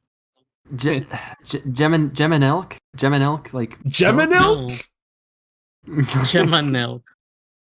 Oh, I got one. Sit down. Chat ribbity. Okay, I'm sitting. Chat ribbity. That's really good. That's really good. Why is that fire? Why is the writing good? I kind of like Seat Pilot. That's pretty good. That's pretty good. And then every episode they're gonna bring on the guest grocker, the grok guest. Right. Yes. Right. Well, that's you, Kirb. What's your AI? Yeah, I'm the grok guest today. Now yours has to be like at grok like, guest. Is this true? There's like 4,000 like Gen AI companies right now that are all like racing to the one. So there's gotta be a pun for everyone right now. We gotta think of something. Instead of Sora AI, it's just Rosa AI. Oh, because it's an anagram. Yeah, and it's like you should. Oh wait, that's so smart. They're awesome little logos. It's like a Tanuki. Yeah, Color Rock's AI. Add in these twinge like this, the person who running this company plays Kingdom Hearts and has no emotional connection to real people. It's like a. Oh, I get it. I know what you're talking about. I get it. It took you a second. I think I understood got that that. reference. I didn't, but I mean, I know Sora's from Kingdom Hearts, but Mhm. I want to say before we move on. Actually, this is actually genuinely a perfect segue to the last topic for questions and what we watched and played this. Actually, this is pretty much supposed to be what I played this week. Is this game? Honestly, I want to show something our dear friend Dynamo just sent in chat. Of Kinger, based on something we said earlier. My Queen Kamala, guys. Tomodachi Life, Living the Dream has finally come out, and I've been living the dream. What about you guys? Oh my god. Who of us Love have played? it. I know you're playing it really. I am the only person I think on this planet that has not played Tomodachi Life or Pokopia. Well, you'll I get there. We'll am get back under to a you in rock. like 7 years, and you'll have finally played it, right? Yeah, when it's like $20 or something. Yeah. No, I've been playing it too. I have a few hours in it. I was so excited for I don't always buy games like on release unless I'm really looking for. This is like one of my most anticipated game releases, definitely of this year. Because I am a huge fan of like life sim type games. Yes. The Sims 3 I think is legitimately like my most hours logged in a video game of all time. Mm-hmm.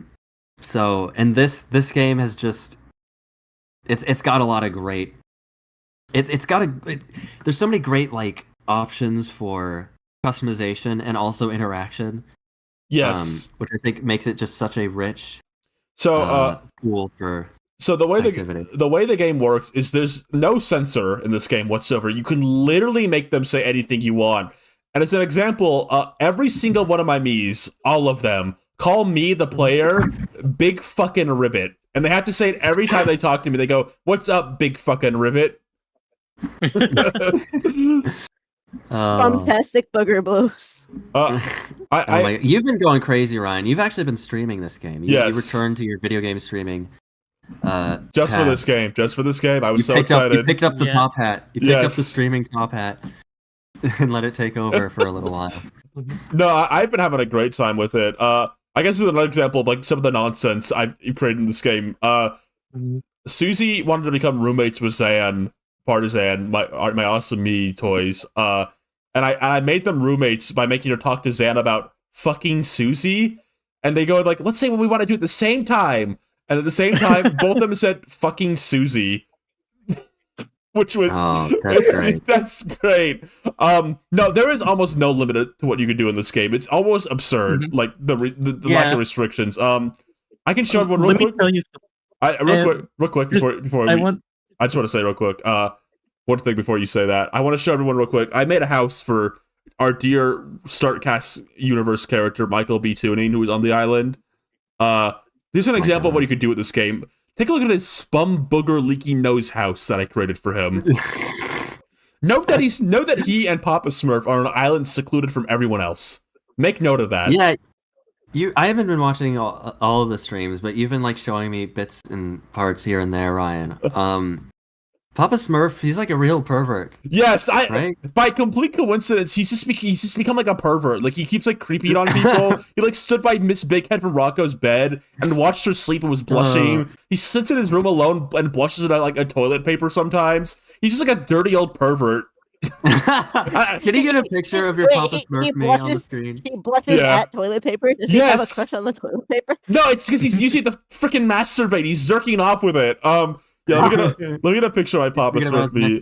The way you play Tomodachi Life, I think this is vital to the experience of the game, is like you have to like see what your Miis do and like form a personality around that. Like you kind of let the game take control, and like you're like, okay, that's this Mii's personality. Like Papa Smurf has become a pervert on this island. One of the jokes of the island is like Susie Haltman on the island like keeps like messing up and like things keep not going her way. She keeps like failing at things. So like Susie's like become like pathetic and like moe on this island.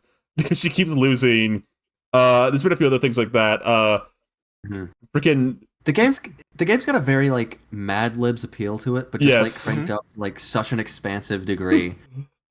Which is what's really fun about it. Like you can make your own objects in this game now. You have to really be willing to like Mad Libs and roleplay with the game. I would say like right, and that's the fun of it. Yeah, it's very much like it's almost like a D&D-esque game. I would say. Yeah, it's not for the faint of imagination. I would say. You have to be ready to see like my me said this. This is their personality now. That's how Papa became a pervert on like my streams.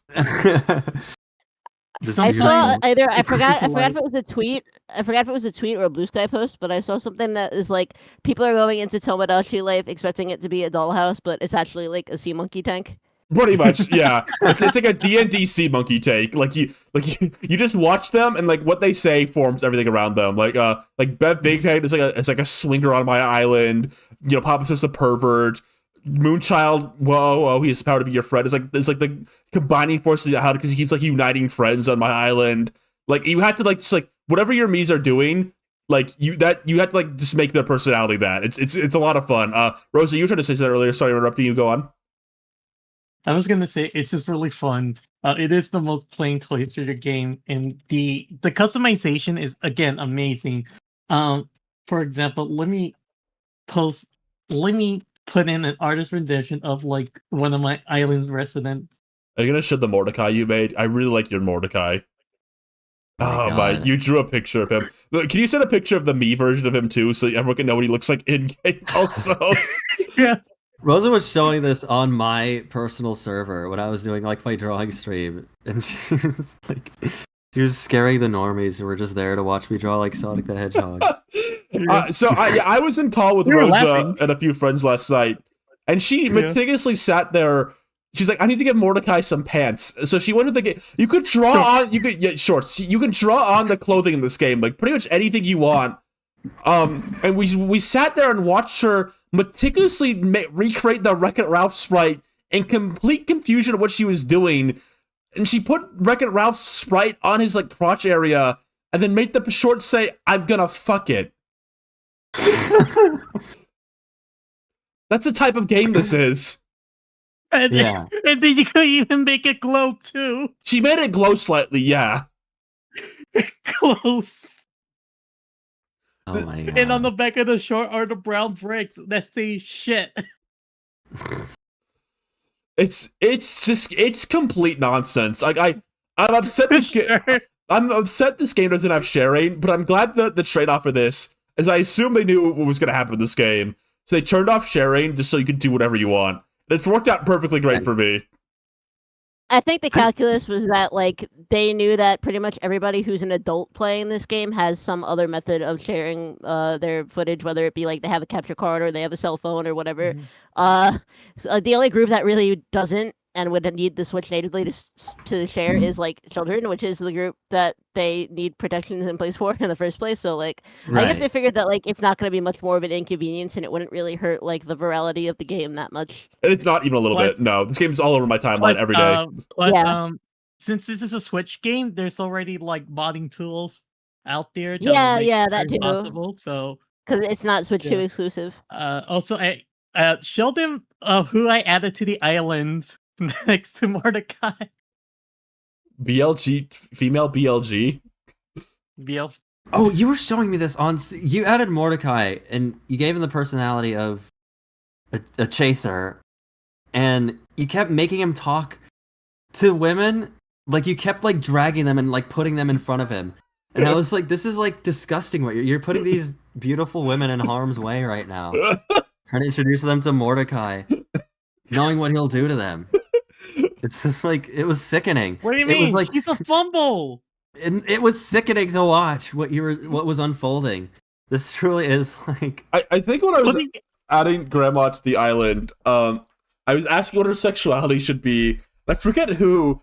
Somebody described her as should being the island's first non-binary chaser. Like she only wants to date non-binary people, and I think it's like this is the type of shit you could do in this game. I'm Grammy Norma. I'm old and I like they thems. Great Grandma is I think my favorite me I made so far on this island. I think I had a slam dunk with the grandma from Rhapsody Street Kids Save Christmas, and then making her voice literally impossible to understand. Yeah. Now I wanted to say, I opened up I wanted to check my Tomodachi Island quickly, and at the moment I saw like, oh my god, Senga wants to propose to Minori, so I had to play the wedding minigame. You playing the wedding minigame on stream? Yeah. Didn't they turn like the proposal minigame into like Toho or something like that? I think I haven't seen it They yet, made but it a but I've heard about I don't it. know. It's insane how much stuff they like, how much the anti they amp. Like I've seen people say like, oh, there's some stuff that ends up getting cycled too much. It's like that's true, but I guess again our Mad Libs is like limited to their imagination. Literally earlier today, I added in Perfect Cell so he could be the uncle to Cosmo the Seedran, and he lives in the Cell Games stadium. I'm pretty proud of my Jordan from Play Nintendo me. Yeah, I need to get a picture of that on screen right now. It's amazing how close you could get these people. Yeah, to, like, I've had a lot of fun with the creator. I mean, if anyone, I'm sure we're all familiar with Play Nintendo YouTube's Kid Focus Let's Play channel, whose spokesperson is a child named Jordan, and I managed to replicate the art style of the avatar that they have on the videos. Yeah. I think the villagers everyone adds to their island tells such a story. I think you having Jordan says so much about you. It started becoming a problem that all the funny characters I could think of, they were all children, and I was like, because people are having like all kinds of like crazy stories and stuff happening on their island and stuff, especially with the lingo. And I was looking at my lingo, like people are having a bunch of like filthy, nasty stuff, like sucking in orgies and stuff, like as their phrases. And all mine were like, oh, rolling in the grass, jumping in puddles, eating 6, pizza, 7. drawing on the floor. Oh my god, I haven't even introduced 6, 7 to my island. Maybe you shouldn't keep them isolated from society. That's another thing of this game. You can make your Miis say kind of whatever you want, and one of the things that happens is the Miis learn phrases, and then the Miis will just go around saying that phrase. So like on my island right now, I'll occasionally walk up to Miis and just like, they're currently discussing the awesomeness of Spumco booger blows, or like I'll like pan around. And they're like, they're thinking deeply about sex with a BBW with glasses on, or like that's something great about this game. Where like the longer you play it, like the more rich the world becomes, because it's just the game does a lot of like just asking you seemingly random things that don't even like feel like they mean anything in the moment, but then it kind of incorporates that. Like there's a list you can look at in your game of like all the different lingo and all the different answers that all the answers you've given to random questions in the game, and it kind of becomes a part of like the canon of the culture. It's kind of, the game builds its own culture, which is really fun. I've introduced so many horrible phrases in this island. I know like Michael B. Tuning recently like asked you like, what am I into right now? And he asked me 3 things, and it was like sticking crayon up my nose, Spumco booger blows, or like something else. Like it was like, I'm really glad you're asking me this right now, Michael. I'm really glad you're talking to me about this. I showed. I'm just going through my gallery, showing off things I have right now. I showed on stream earlier the houses I made with like Papa Smurf and the big Spumco nose. That is another thing you can do in this game. You could just like get like an object and like draw on it and make it a building. Right. which is complete nonsense. It's like yeah. You made an interesting object that I saw a little peek of that kind of blew my mind. A certain round shapes objects. Yeah. Did you drew that? Yeah. That blew my mind because it looks like a modded like the image import thing that people are doing. Let me like emphasize what I drew. It's on screen. Let me make it bigger. I mean, hopefully she's getting bigger. Uh-oh, get the bike pump out.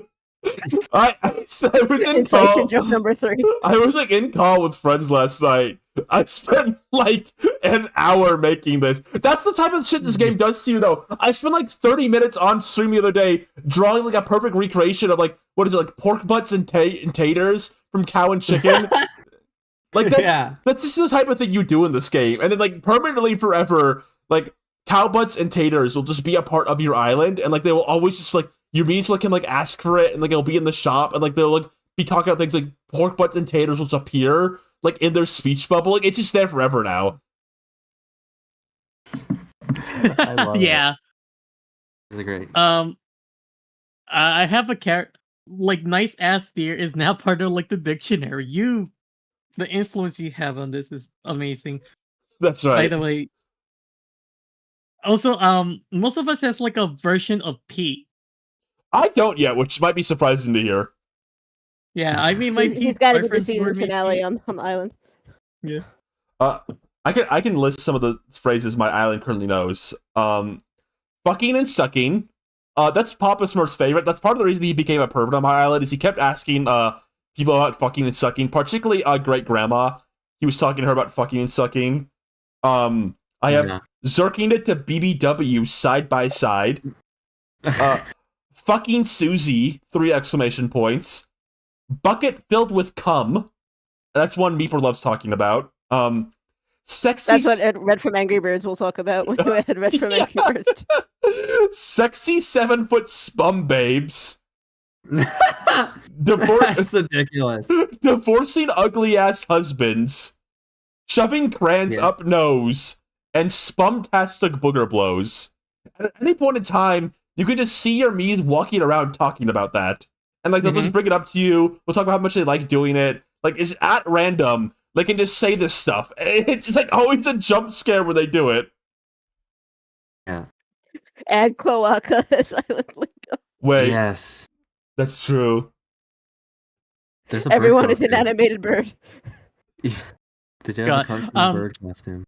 I want to also mention the amount of like objects, gifts, and food you can make is amazing. I remember seeing like clips of like someone making like this cereal that poisons everyone. Hold on, let me find the post. Wait, the cereal that... I think I know. Remember I showed you earlier? It had like a character Ingrid from Street Fighter. Okay. Yeah. Yeah. No, you can... I like... You were showing me people love making food items that don't resemble food. Yes. So it's like little creatures or like plushes that people eat violently, voraciously. Yeah. I did put pork butts and taters on screen too, real quick. Hold on. I need to show everyone what I spent like 30 minutes of like actual on-air stream time doing. No, it's so fun. I love the me creator in this too. Yes. It's pretty in depth, but it's not like, I don't think it's like to an intimidating degree. No, yeah. So it's very easy to just say like, oh, I wonder if I could make like Moe from The Simpsons. Like, how close can I get it? And it always happens that when I'm starting out, I'm like, oh, I don't really know. I have to get a little creative with this. But by the time I'm finished, there's been a lot of like me's where I'm like, I'm actually really proud of how that turned out. That's how I felt about Great Grandma. I was nervous making her. So I wanted to make her. She's really good. I wanted to make her look as accurate as possible to like the movie. And I was like, oh, am I gonna be good enough? Like, I'll have to use the pen tool, like do some details on her. Will it be good enough? And I was so happy with how Great Grandma turned out. I like how that's kind of the main reason I'm not getting the game, is because it all sounds really fun and impressive, but I'm very lazy. So it is such a time sink. It is such a dangerous time sink, especially to come up right after Pokemon Pokopia. And that was another time sink that I didn't feel like doing. I got credits in the game, so it's like there's a reason for that. I know I'm gonna go back to it one day, but God, these are time sinks. They made like back-to-back time sinks. I'm gonna start calling these 2020 games, because if these came out during 2020, I think everyone would have had much more of an excuse to play them. Yeah, like I think if this came out instead of New Horizons, you're basically saying that these are games for unemployed people. Yeah, yeah, as an employed person, as all games should be. Steve, I wanted to say also, the clip you made that was like Jordan walking around with the Waddle Dee. When the Waddle Dee went like, what? Yeah, I felt like maternal all of a sudden. Like, Yes, because you can customize to some degree the noises like the pets make. yes. And it just so happens that the little voice modulator they have is like perfect for a Waddle Dee noise. Uh-huh. So I'm really happy with how my Waddle Dee came out. I stayed up really late last night. Like I couldn't put the game down. It's like I have to make a Waddle Dee right now. I have to just see It how came out looks. good. It came out good because when I was looking at the screenshot, I was looking at the screenshot. I was like, wait, when did they add Waddle Dee to Tomodachi Life? Oh yeah, I just drew that. Yeah. How much Waddle Dees occupy my brain. I'm pretty proud of my BoJack Horseman me. Mhm. I like seeing BoJack around. At my end, I made. Oh, it's just really impressive. I made perfect Selenite. I also love looking at there's the Tomodachi Share website because this game doesn't have a proper sharing feature. Yes. There is a website that someone put together that allows you to upload like just showing off your own Miis and like little details about like what face paint you use, what parts you use. Even lets you like include instructions too. And I think it's just a fun way to just see what other people are doing. Or if like you have an idea for a character, seeing how other people would have approached it. And they have instructions or something, right? Because like circumvent the lack of sharing, so people can recreate it. Right. Yeah. Which it does require some work from you. There's one. But by watching and reading and learning, you can learn how some new techniques yourself, and then you'll be able to share with others and share new techniques. Right. Yeah. So there is a silver lining about not being. I hate learning with Pibby. Learning with Pibby is not fun. Remember, our difference makes us stronger. Picture with like the Richards combo waters, the Richard Wattersons. Yeah, it is a bummer that sharing isn't as accessible with this game. But I do like. I thought you were gonna say I thought it was a bummer that sharing isn't as caring as we were led to believe. No. I was just gonna say I do like how like consequently like everyone's islands are like wholly a representation of their own ability, I guess, and it reflects that. Like Ryan, all your characters being green, that's probably a coincidence. Hilarious. How many green characters do I have? Let me double. It's me, Moonchild, Bev Bighead, Gummy Mario, Gummy Luigi, Gummy Daisy, and then Meeper is like a shade of green. That's like 7 green characters. There's more green characters than white people on this island. That's your equivalent of white people. Yeah, I guess so. Like norms. It's also very funny how true to life some of these characters you make are. Like me with one time was like bullying and scaring Kelsey. Oh, yeah. One of the great things they added to this version of the game that wasn't in the original is that you can give Miis like quirks. So like they'll do like special, unique like walks, or like they like eat different, or they like sit different. That's a great way to get like a little bit of character across. Like they can like sway their hips when they move. They can like walk like a cowboy. That's a great way. I think that combined with the fact like you can like add like phrases for, like everything they do. It's like great ways to give like little personality traits like all your Miis. So you can make Miis ignore greetings. Like as an example, if you want to make like a real jerk, you can do that. Like there's just so many like little ways you can like make Mii's personality shine through, which I think is a huge improvement over the original. Yeah. Mm-hmm. And another thing you can add on to, when making a Mii, you can also give them like, add in like established relations, like, oh, are they a parent, or are they related? Are they like children? Yes, that was an infamous problem with the original game. Is you couldn't set relationships like from the real world, so you could have like your dad and sister in the game, and they could potentially start dating. Because there was no way to like establish no they're related like in the real world. I don't want to see that. But now you can now you can set that in advance, like even for like fictional characters, if you want to like oh, I had Mario and Luigi and they're brothers. Mm-hmm. I did see that they got rid of like making the babies stay babies or something. Like they're just born and then they grow up immediately. I haven't given birth in this game yet. So I wouldn't. Right.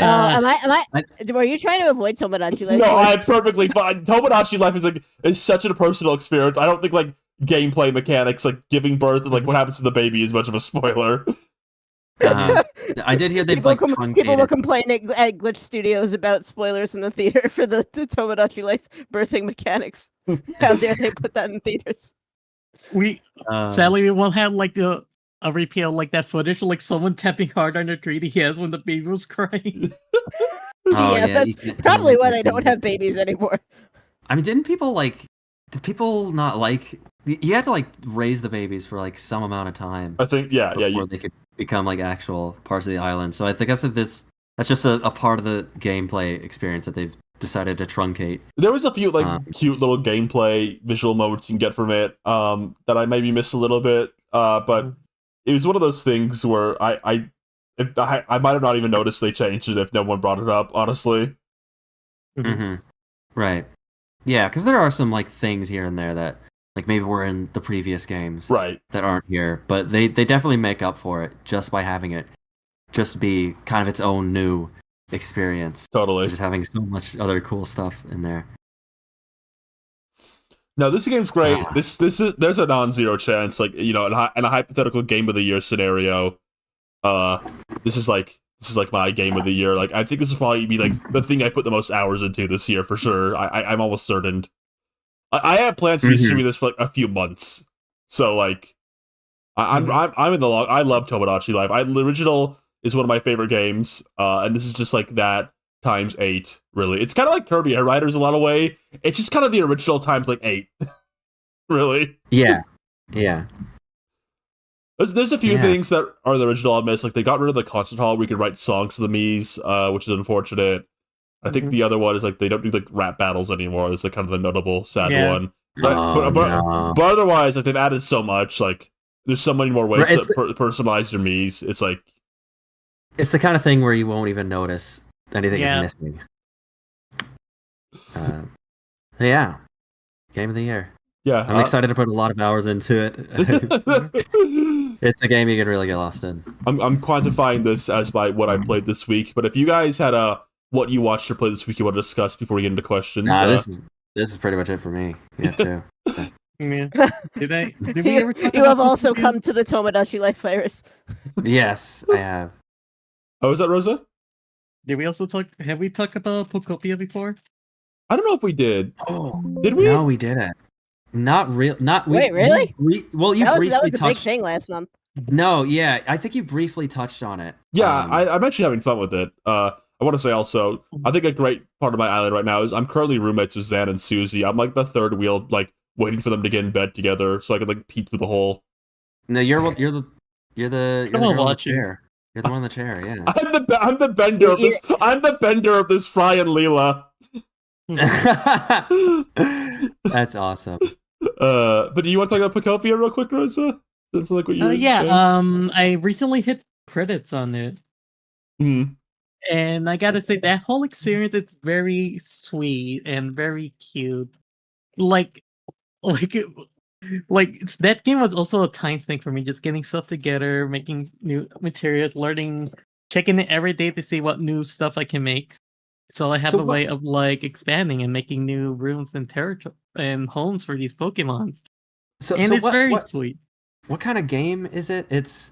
I know it's got some kind of like life sim-esque qualities, but it's also like an RPG with a story.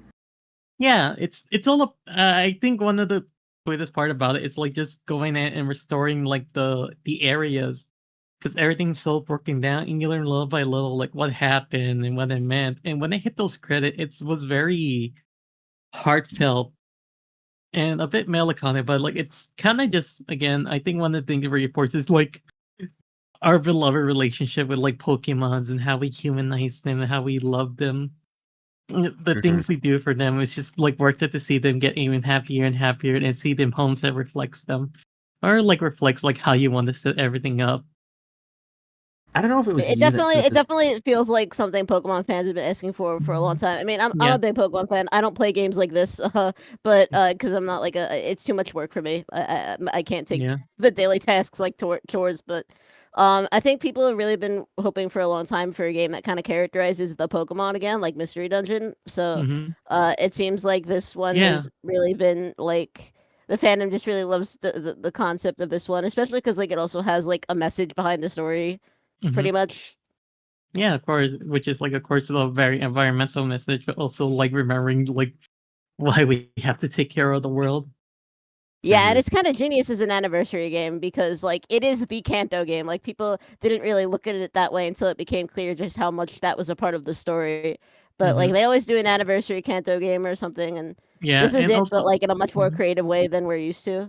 And on top of that, it does circle like other stuff from the other regions too, like getting outfits from like characters from other regions. There's a lot. Really cute. There's a lot of Sun and Moon got like hairstyles and like outfits in this game. I've noticed like what the blonde edgy boy, you can get his hair, and then like the little ghost girl, you can get her hair. And they mentioned like a few of the other Sun and Moon characters in this also. I haven't got it those yet. Definitely when I find my flow with Tomodachi Life, where like I could just kick in and step out for a long time without having the need to go back. It's just definitely like these are my back-to-backs, but for now, Tomodachi Life, I am expanding that world. No, it's great. Yeah. It's the first Pokemon game released in 20 years without any controversy attached to it, so that's good. Pretty much. I mean, no, that's not true because people were complaining about it being a game key card for a bit. Oh, they never forgot about it immediately. Yeah, pretty much. Once the game came out, nobody cared anymore. That's a drop in the bucket compared to what other Pokemon games we usually met with. Yeah. Really. The same thing every other game is dealing with right now anyway, so it barely matters to this game exclusively. But you know, good released to like almost exclusively 8 and 9s out of 10s. This is the first Pokemon game just came out and people liked it. This is like the highest rated Pokemon of all time, I think. Yes, it is. Yeah, it is. And you want to know what's really funny? Bulbasaur was a beloved character, this one. It's humid.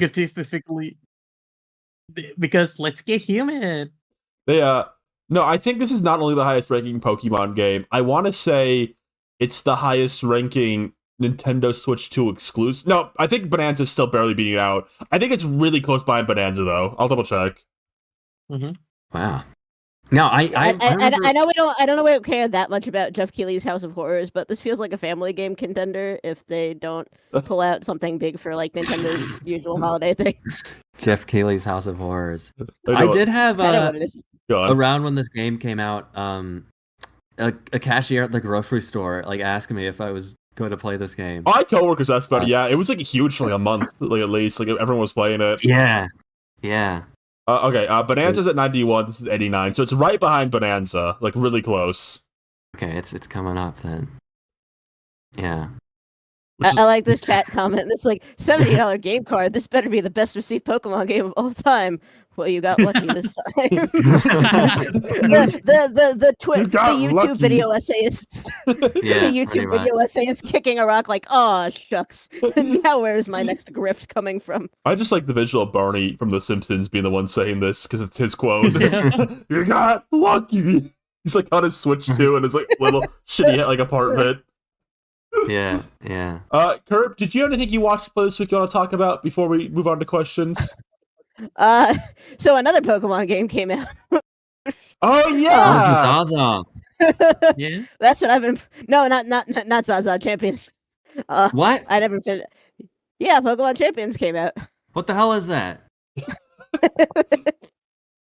It's basically like the next phase of competitive Pokemon specifically. So I don't know if you know about Pokemon Showdown, which is like the unofficial like online fan game for you that people have been using to like basically just simulate competitive battles for like a decade now. And people have been kind of basically been begging for an official like quote unquote battle simulator, and we kind of got it, but it's more like a live service game that seems to like want to bring people into the official competitive format, the VGC doubles format. I actually think it's fun. I don't think the gacha stuff is too bad. But I also have mainline Pokemon games. You're kind of expected to have like mainline Pokemon games to transfer into Champions, so you can use those in addition to like the gacha system rerolls that they give you. I do like competitive. Something like the reason I'm not playing all these life sim games is because I'm a sweaty competitive gamer. I'm more into queuing and doing multiplayer stuff. Oh no! See, I can't handle like any of that. Yeah. No, I mean the rest of the time my Switch 2 is an Air Riders machine to go on a ranked Air Riders. Okay. Yeah.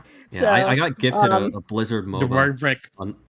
I got gifted a Blizzard Mobile in the Epic Games Store once, and like even saying that sentence out loud, it's like I don't know what to do with all that. It's like the ugly truth about your gaming life is that you have that sitting in your cellar. What was this? But yeah, no, I like it. I think it's fun. I did get to Master Ball too. Yippee. But yeah, it's like if you don't like competitive laddering and stuff like that, there's literally like nothing to do besides play the competitive ladder. Yeah. Beat is in the chat. We've matched up several times in Air Riders because the matchmaking in Air Riders is so goddamn terrible. You'll end up with the same people all the time. It's in like because I think like yeah, they don't do like they keep it like local to like your continent, I think. So like you can't. There's a setting where you can set it to worldwide, but like the worldwide setting is literally a lie. It does not work. It still keeps you matchmaking regionally. And it's a problem because this game is still like really Air Riders is like really big in Japan. Like so like there's a lot of like it's not hard to find like a lobby in Japan for this game, but like as like the time went on, you know, people moved on to other games. Like, you know, Air Riders is kind of like a like a fun week or two game for like I think a lot of people, which is not a bad thing. I think people like try to make that a bad thing, but it's not a problem even a little bit. Like, but you know, if you're still trying to play the game, like you're really into it, like you kind of need that Japan like lobby to like keep playing the game. It's just the ranked lobbies are pretty dead outside Japan. I think even like you know, I'm in US East, and that's like probably the second most populous zone, and it's still really hard to get lobbies. Right.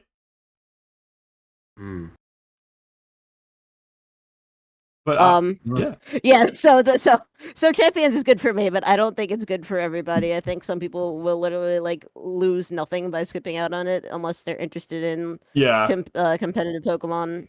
It doesn't. It could work as like a future of competitive Pokemon, because they're making it free to play. You know, maybe more people go to tournaments and stuff, and I guess that's what they're hoping for. But I don't know. People had problems with it, like they do every Pokemon game, because like, oh, it looks too ugly, or it's freemium, or whatever. It's like, I don't know. I'm like beyond kind of caring about that kind of stuff too much. So yeah, I feel like this doesn't seem like particularly much for a casual. Like it's not like Pokemon Stadium where there's like kind of like a little thing you can move through to like kind of just do battles and like a bunch of mini games. Yeah, it's very people are definitely like disappointed there's no single player, but I think it's stuff they could add later, maybe. But then they'd probably have to increase the price, right? Because like the thing with being a live service game is that if they were going to add an expansive story mode like that, I don't know if they would want it to be free to play. Even if they just added mini games, I don't think that's the kind of platform it's trying to be. But yeah, I know people are definitely missing that. Mm-hmm. All right, we ready to take some questions? I got a few questions here in the Discord. If you join our YouTube membership, you get access to the secret channel on our Discord. I fixed that. Apparently, Discord, without telling me, unlinked my YouTube from Discord. It was causing problems for me recently, which was great. Love that. But it's been fixed now. Functional websites. Yeah. So yeah, if you joined it, you can get access to our questions channel. Let's see here. Here's one from Professor Bad Vibes, the Discord. A credible leaker said a new Star Fox and Ocarina of Time remake are coming out. Do we have any thoughts on a new Star? I think Star Fox is kind of the one people have been talking about a bit more. I know the Ocarina of Time one. I don't have much to say about that. But fifth edition of Star Fox 64. Star Fox feels believable because of like the movie, but yeah. I think. Oh, I did see that. I did watch that. Sorry to tangent. I did see the Mario movie finally. Sipping the soup. Clean the pain. It was. I meant to bring this up during the theater reactions discussion, but like my theater was like mostly pretty quiet, besides like kids laughing at some stuff and like people going, "Oh, at Yoshi" and whatever. But like at the very end, at the post credits Daisy scene, I guess spoilers are okay because you already had a whole episode about that. The very end, and Ryan keeps updating the thread that has freaking dry Bowser at the top of it. There every is, single day. I'll say this: there is a Daisy GIF. I've made one, and it'll come soon. I'm waiting a bit longer. It's actually themed to a specific holiday. This Earth Day. Yeah. This Earth Day. Look forward to it. Anyway, so there was like the one major reaction in my whole theater was some guy saw Daisy come on the screen and went, "What?" And I feel bad because I left. It's like you left before that. The way you described the way you described him just going is what? I feel like that's Arlo in the theater. He went like what? I already knew it was happening. I knew most of the spoilers beforehand because I kind of didn't care. I didn't even know if I was going to see it. I just went because my brother wanted to go. Princess Zelda. So yeah, Star Fox seems believable because of all that, pretty much. I think Okay. I think the overwhelming thing, I think everybody just wants out of this one is just not do Star Fox 64 exactly again. Like, I think you can literally like kind of do a similar basic plot, like, oh, Andros is attacking, go defeat him. Just like don't do it the same exact way. Like, I don't know, have some new characters. Like, just have Crystal there from the start this time. Like, who cares? Like, she's popular. Yeah. People get excited if you see her. She's like a girl character people like. Just throw her in. Who fucking cares?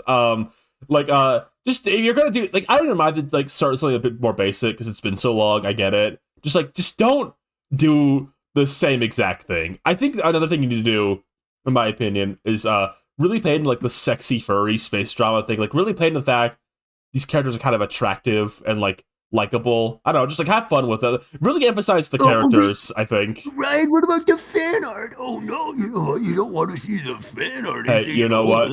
I want to see the fan art backwards and back. I want to see tongue happening. I want to see the Falco and Fox like building size destroying person get their dues.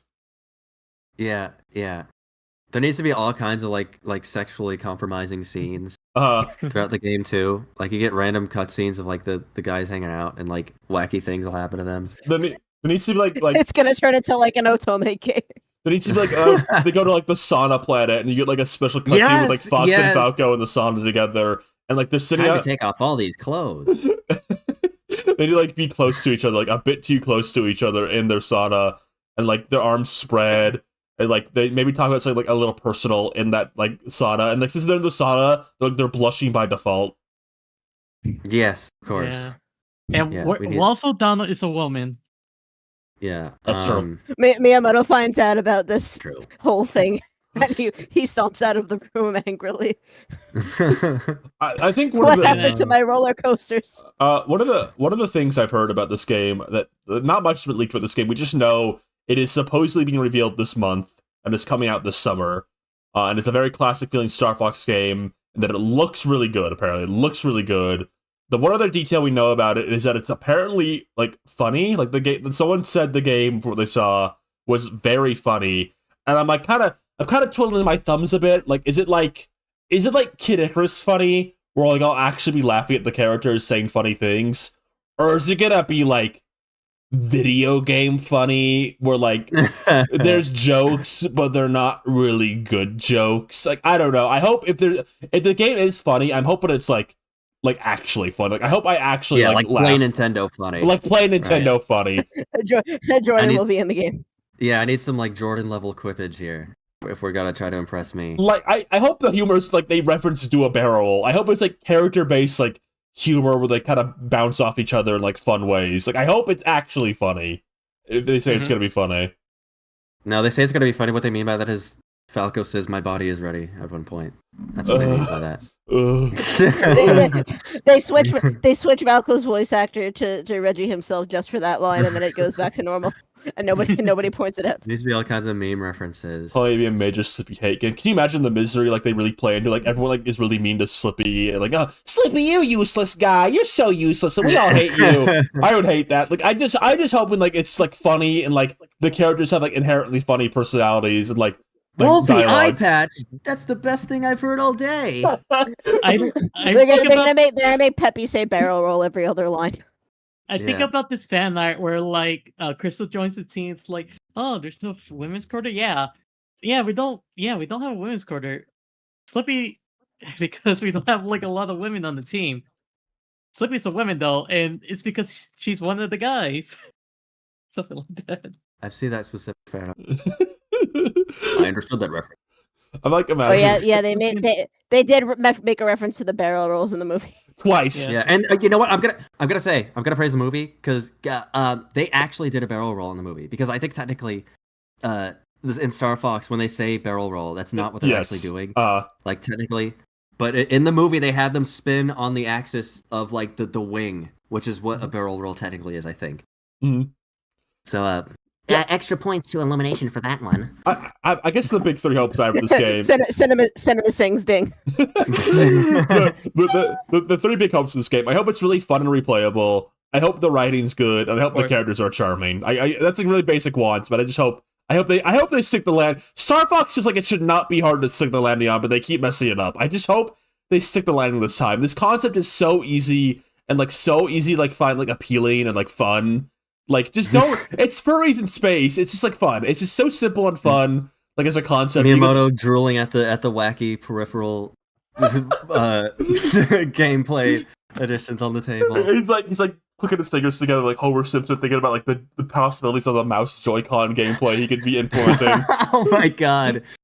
What if we released like a giant plastic cockpit that you could sit in and use the mouse controls on a giant console and no, just let them fly around and like shoot.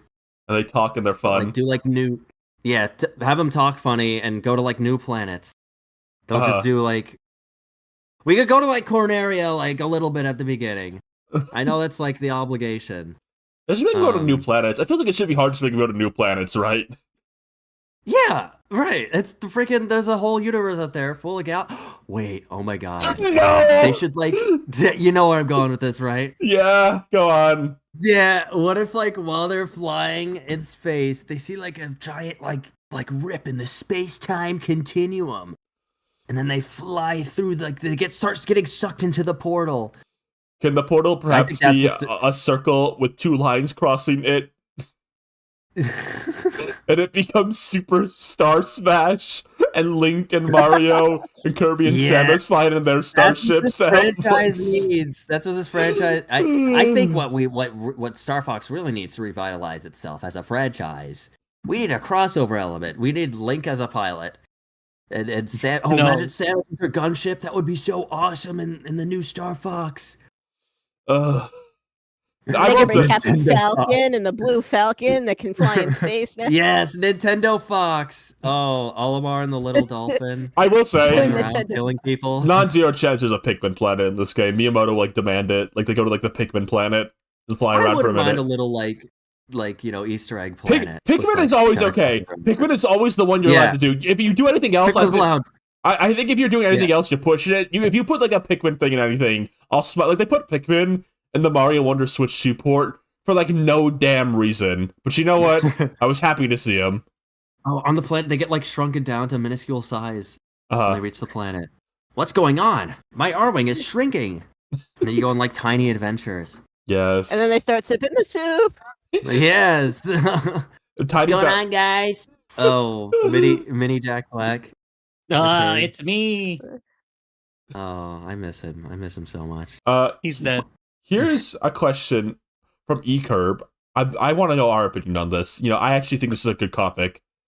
Thoughts on the upcoming epic Megamind versus Gru death battle episode? This is serious, by the way. I think the question we should discuss here: who do we think is winning, Gru or Megamind, in the death battle? I only learned about this like 2 seconds ago, so. Thanks. Now, think about it. Just let your mind wander right now. I mean, so I think there's a big determining question to ask right here. Is how much minions are allowed in this battle? Oh, I mean, if Gru gets the minions, it's just not even fair. Right. It's literally not even like, why are you even matching these two up? The Mega Minions if he has the Mega Minions, even just them, one of them can shoot through the entire planet. One of them can like eat anything they want. One of them can like punch a building and destroy it instantly. I don't know what Megamind's gonna do against like 5 whole Mega Minions.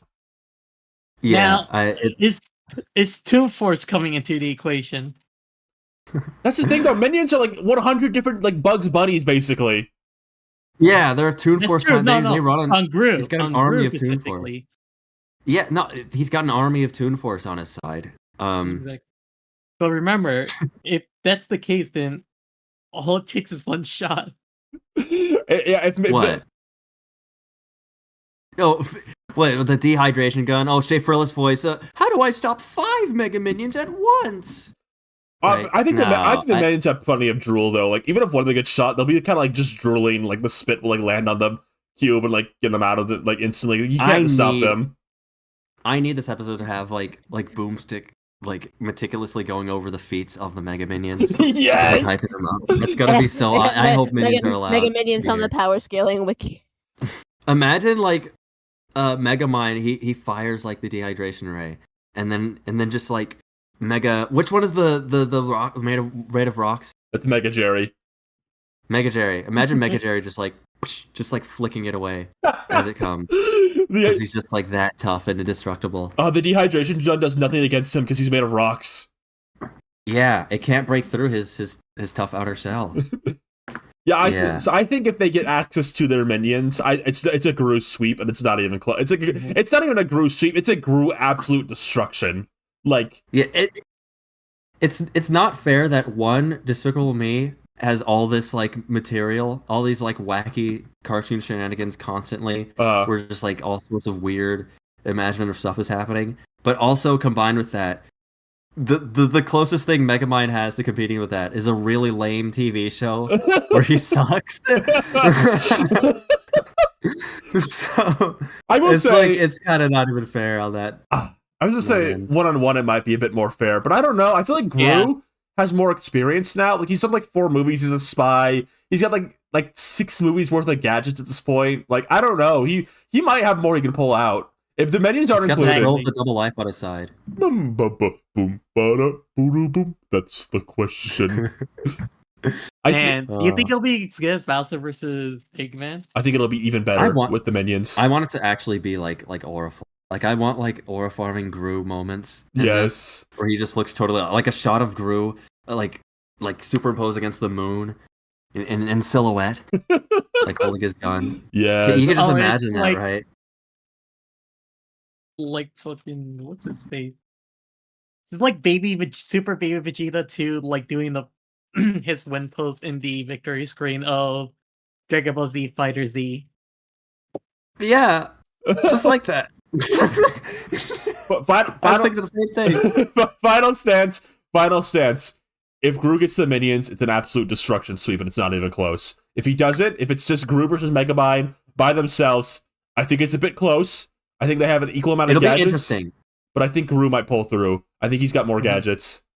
Yeah. Experience, a lot to lose. I think Gru's taken more also. I think he's taken more beatings in the movie. I think his resistance might be stronger at this point. Yeah, they're gonna show like the wacky cartoon stuff happen to him. And it's like this blast is the equivalent of 4.5 million megatons of TNT. Yeah. Alright, I'm gonna remove everything off screen and we're gonna do some fan art as we end off. We have a fan art corner today! Oh my god, I wanna see all the fan art! Why are you banging the table? Okay, let me double check what our last episode Because I'm excited. is. I love this segment of seeing the fan art. This is like one of the best things that we've done. Seat needs fan art every morning, like a kid banging on the table. I need fan art! Where is my beloved depiction in cartoon form? Where's my burrito? Where's my burrito? Exactly. Okay, let me double check what the Lou episode was so I know where to look past. Okay. Yeah, it was April 5th, so anything past April 5th. Alright, here we go. It's a good place to start. We have one from Sako and Chips in the Discord. And if you have any fan art, again, just send it to the Discord, and we will make sure to share it on screen. I'll send it to you guys first, and then I'll put it on screen. Oh, this is a good one. We got a little for a real treat. We got a little picture of a Snagglepuss plush. Yay! That's cute. He's so cute. Makeshift. I hope you're watching. I hope you're watching Makeshift. Yeah, you have to add it to Ribbit Island. Yeah. That's. We got another. Thank you so much for this, by the way. This is adorable. Thank you so much. Oh yeah, I love it. That's great merchandise potential. We do have more Snagglepuss, actually. Oh yes. We got something in Discord from Scale Plasticity. Scale Plastic City. I hope I pronounced that right. Plasticity? It's like Plastic City. It's like plastic and city combined. I hope I pronounced that right. I apologize. Is it Hydrocity or Hydrocity? Yeah. It's another little cute Snagglepuss drawing. Oh, people love the Snaggle. This one looks so. I told you. Sprightly. It almost looks like it has a little like. Bro, so what the hell is this too? Oh, our friend. It looks like it has little sprouts on its head, like a springtime critter. little hearts.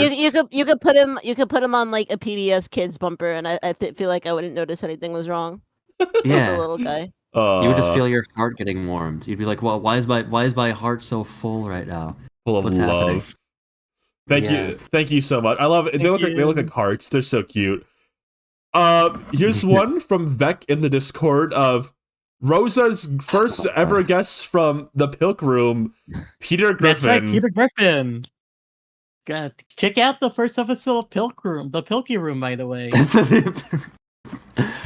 Oh yeah, so this is from Rosa. This is your show that, like a few weeks ago, you were like, I'd say you were hyping it up. I don't really know what you were doing. You were like cryptically. It was more like you were cryptically hinting that you were doing a show on this channel that you refused to tell Ryan or us, the other people with the keys to this channel, anything about what this was.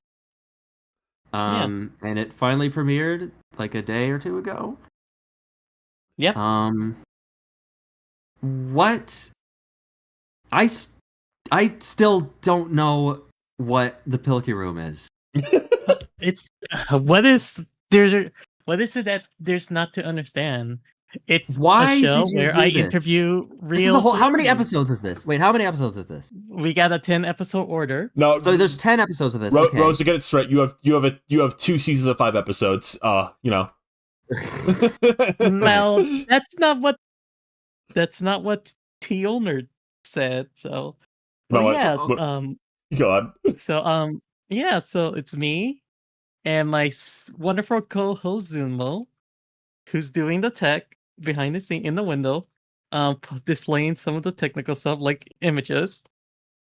We're doing all down in the theater's basements. We built a room specifically for this occasion, and we're interviewing people. What? I think if Ready to Start cast had like a designated controlling the images on screen person, I think they would have quit by now.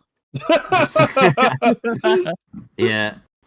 Well, Zuma's happy to do it. He hasn't left the room at all. What was the By impetus of choice. this idea? What was the impetus of this idea, Rosa? Because I almost feel like this was just a ploy for you to get Zumo on the show again. Your friend Zumo, who was on season 1 of this show, like Season 1 and 2. 6 years ago. No, 3. 3 years ago? Did we bring Zumo back? Yeah, they're in the space. We did. Oh, Yes, man. that's true. I actually don't remember. So the show too damn Listen, long. I just But listen. Listen. I thought we needed a change of pace. You know, what does that mean, though? From what? We're actually doing pretty good right now. I feel like, hey, why not have some real celebrities on, like Peter What do you Griffin? mean real? This You know, big time celebrities. you got a guy. I don't even think this is actually Peter Griffin. What? I don't under. It is Peter Why? Griffin. Well, Yeah. who is this? This is not Peter, Peter Griffin. Griffin. He's not even wearing It the is- clothes. But this is him out of the stage, out of the set. You know, this is him in So- his casual outfit. Why? Okay. Why didn't you want to tell us about that? I want it to be a surprise. Rosa, this is the least surprising thing I've ever seen you do. I'm just more confused than surprised. I'm used to being confused by you. That's no surprise. The surprise to us, the people who run the channel, Yeah. that's we. This Ryan, I don't know Yeah. if this could happen again.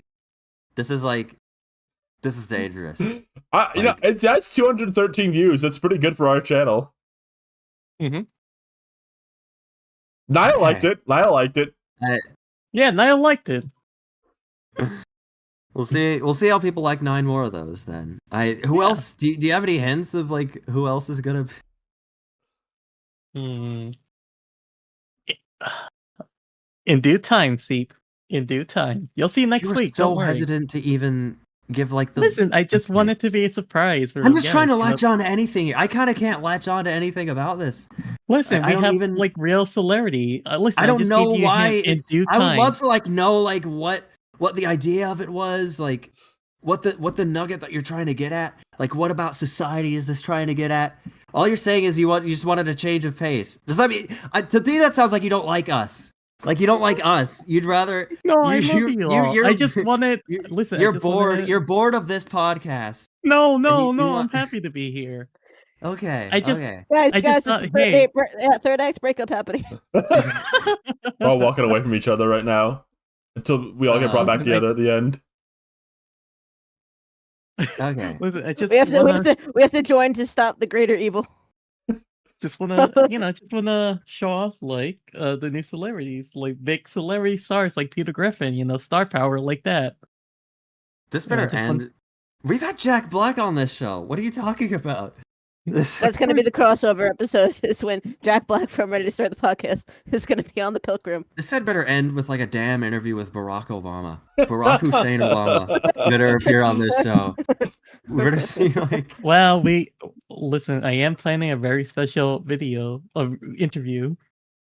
The Really? season is going to end with Barack Obama doing a live video from the White House that he's back in for some reason, and then he's going to go into like the secret U.S. government crypts, and he's going to pull out lost tape of the lost episode 1 of How Much Is It? That's what it turns out the U.S. government has had it the whole time. Who told you that?